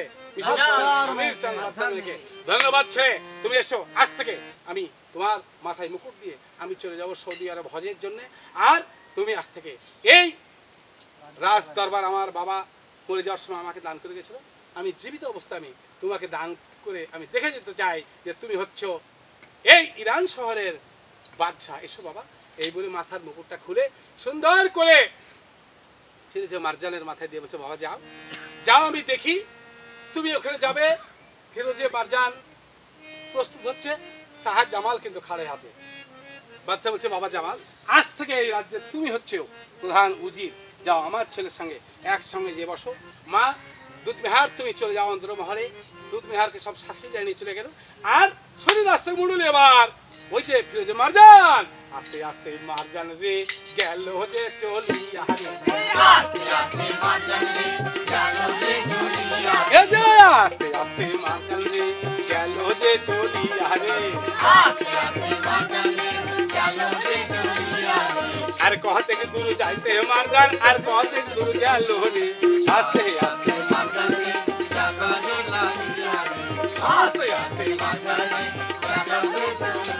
ওরে হায় গো আল্লাহ দারুণ বিধি কি হইয়া গেল। আস্তে মারজান চলিয়া না গেল। ওই দর্শক ভাইয়া রে মারজান বাচ্চা রে মারজান দরবারে তে বসিয়া না চাই, সিংহাসনে বসে হাইরে রাজ্য চালাই। এখানে তে গল্প আমার শেষ হইল ভাই, ভুল হইলে ক্ষমা কইরা দিবেন দর্শক ভাই হরে।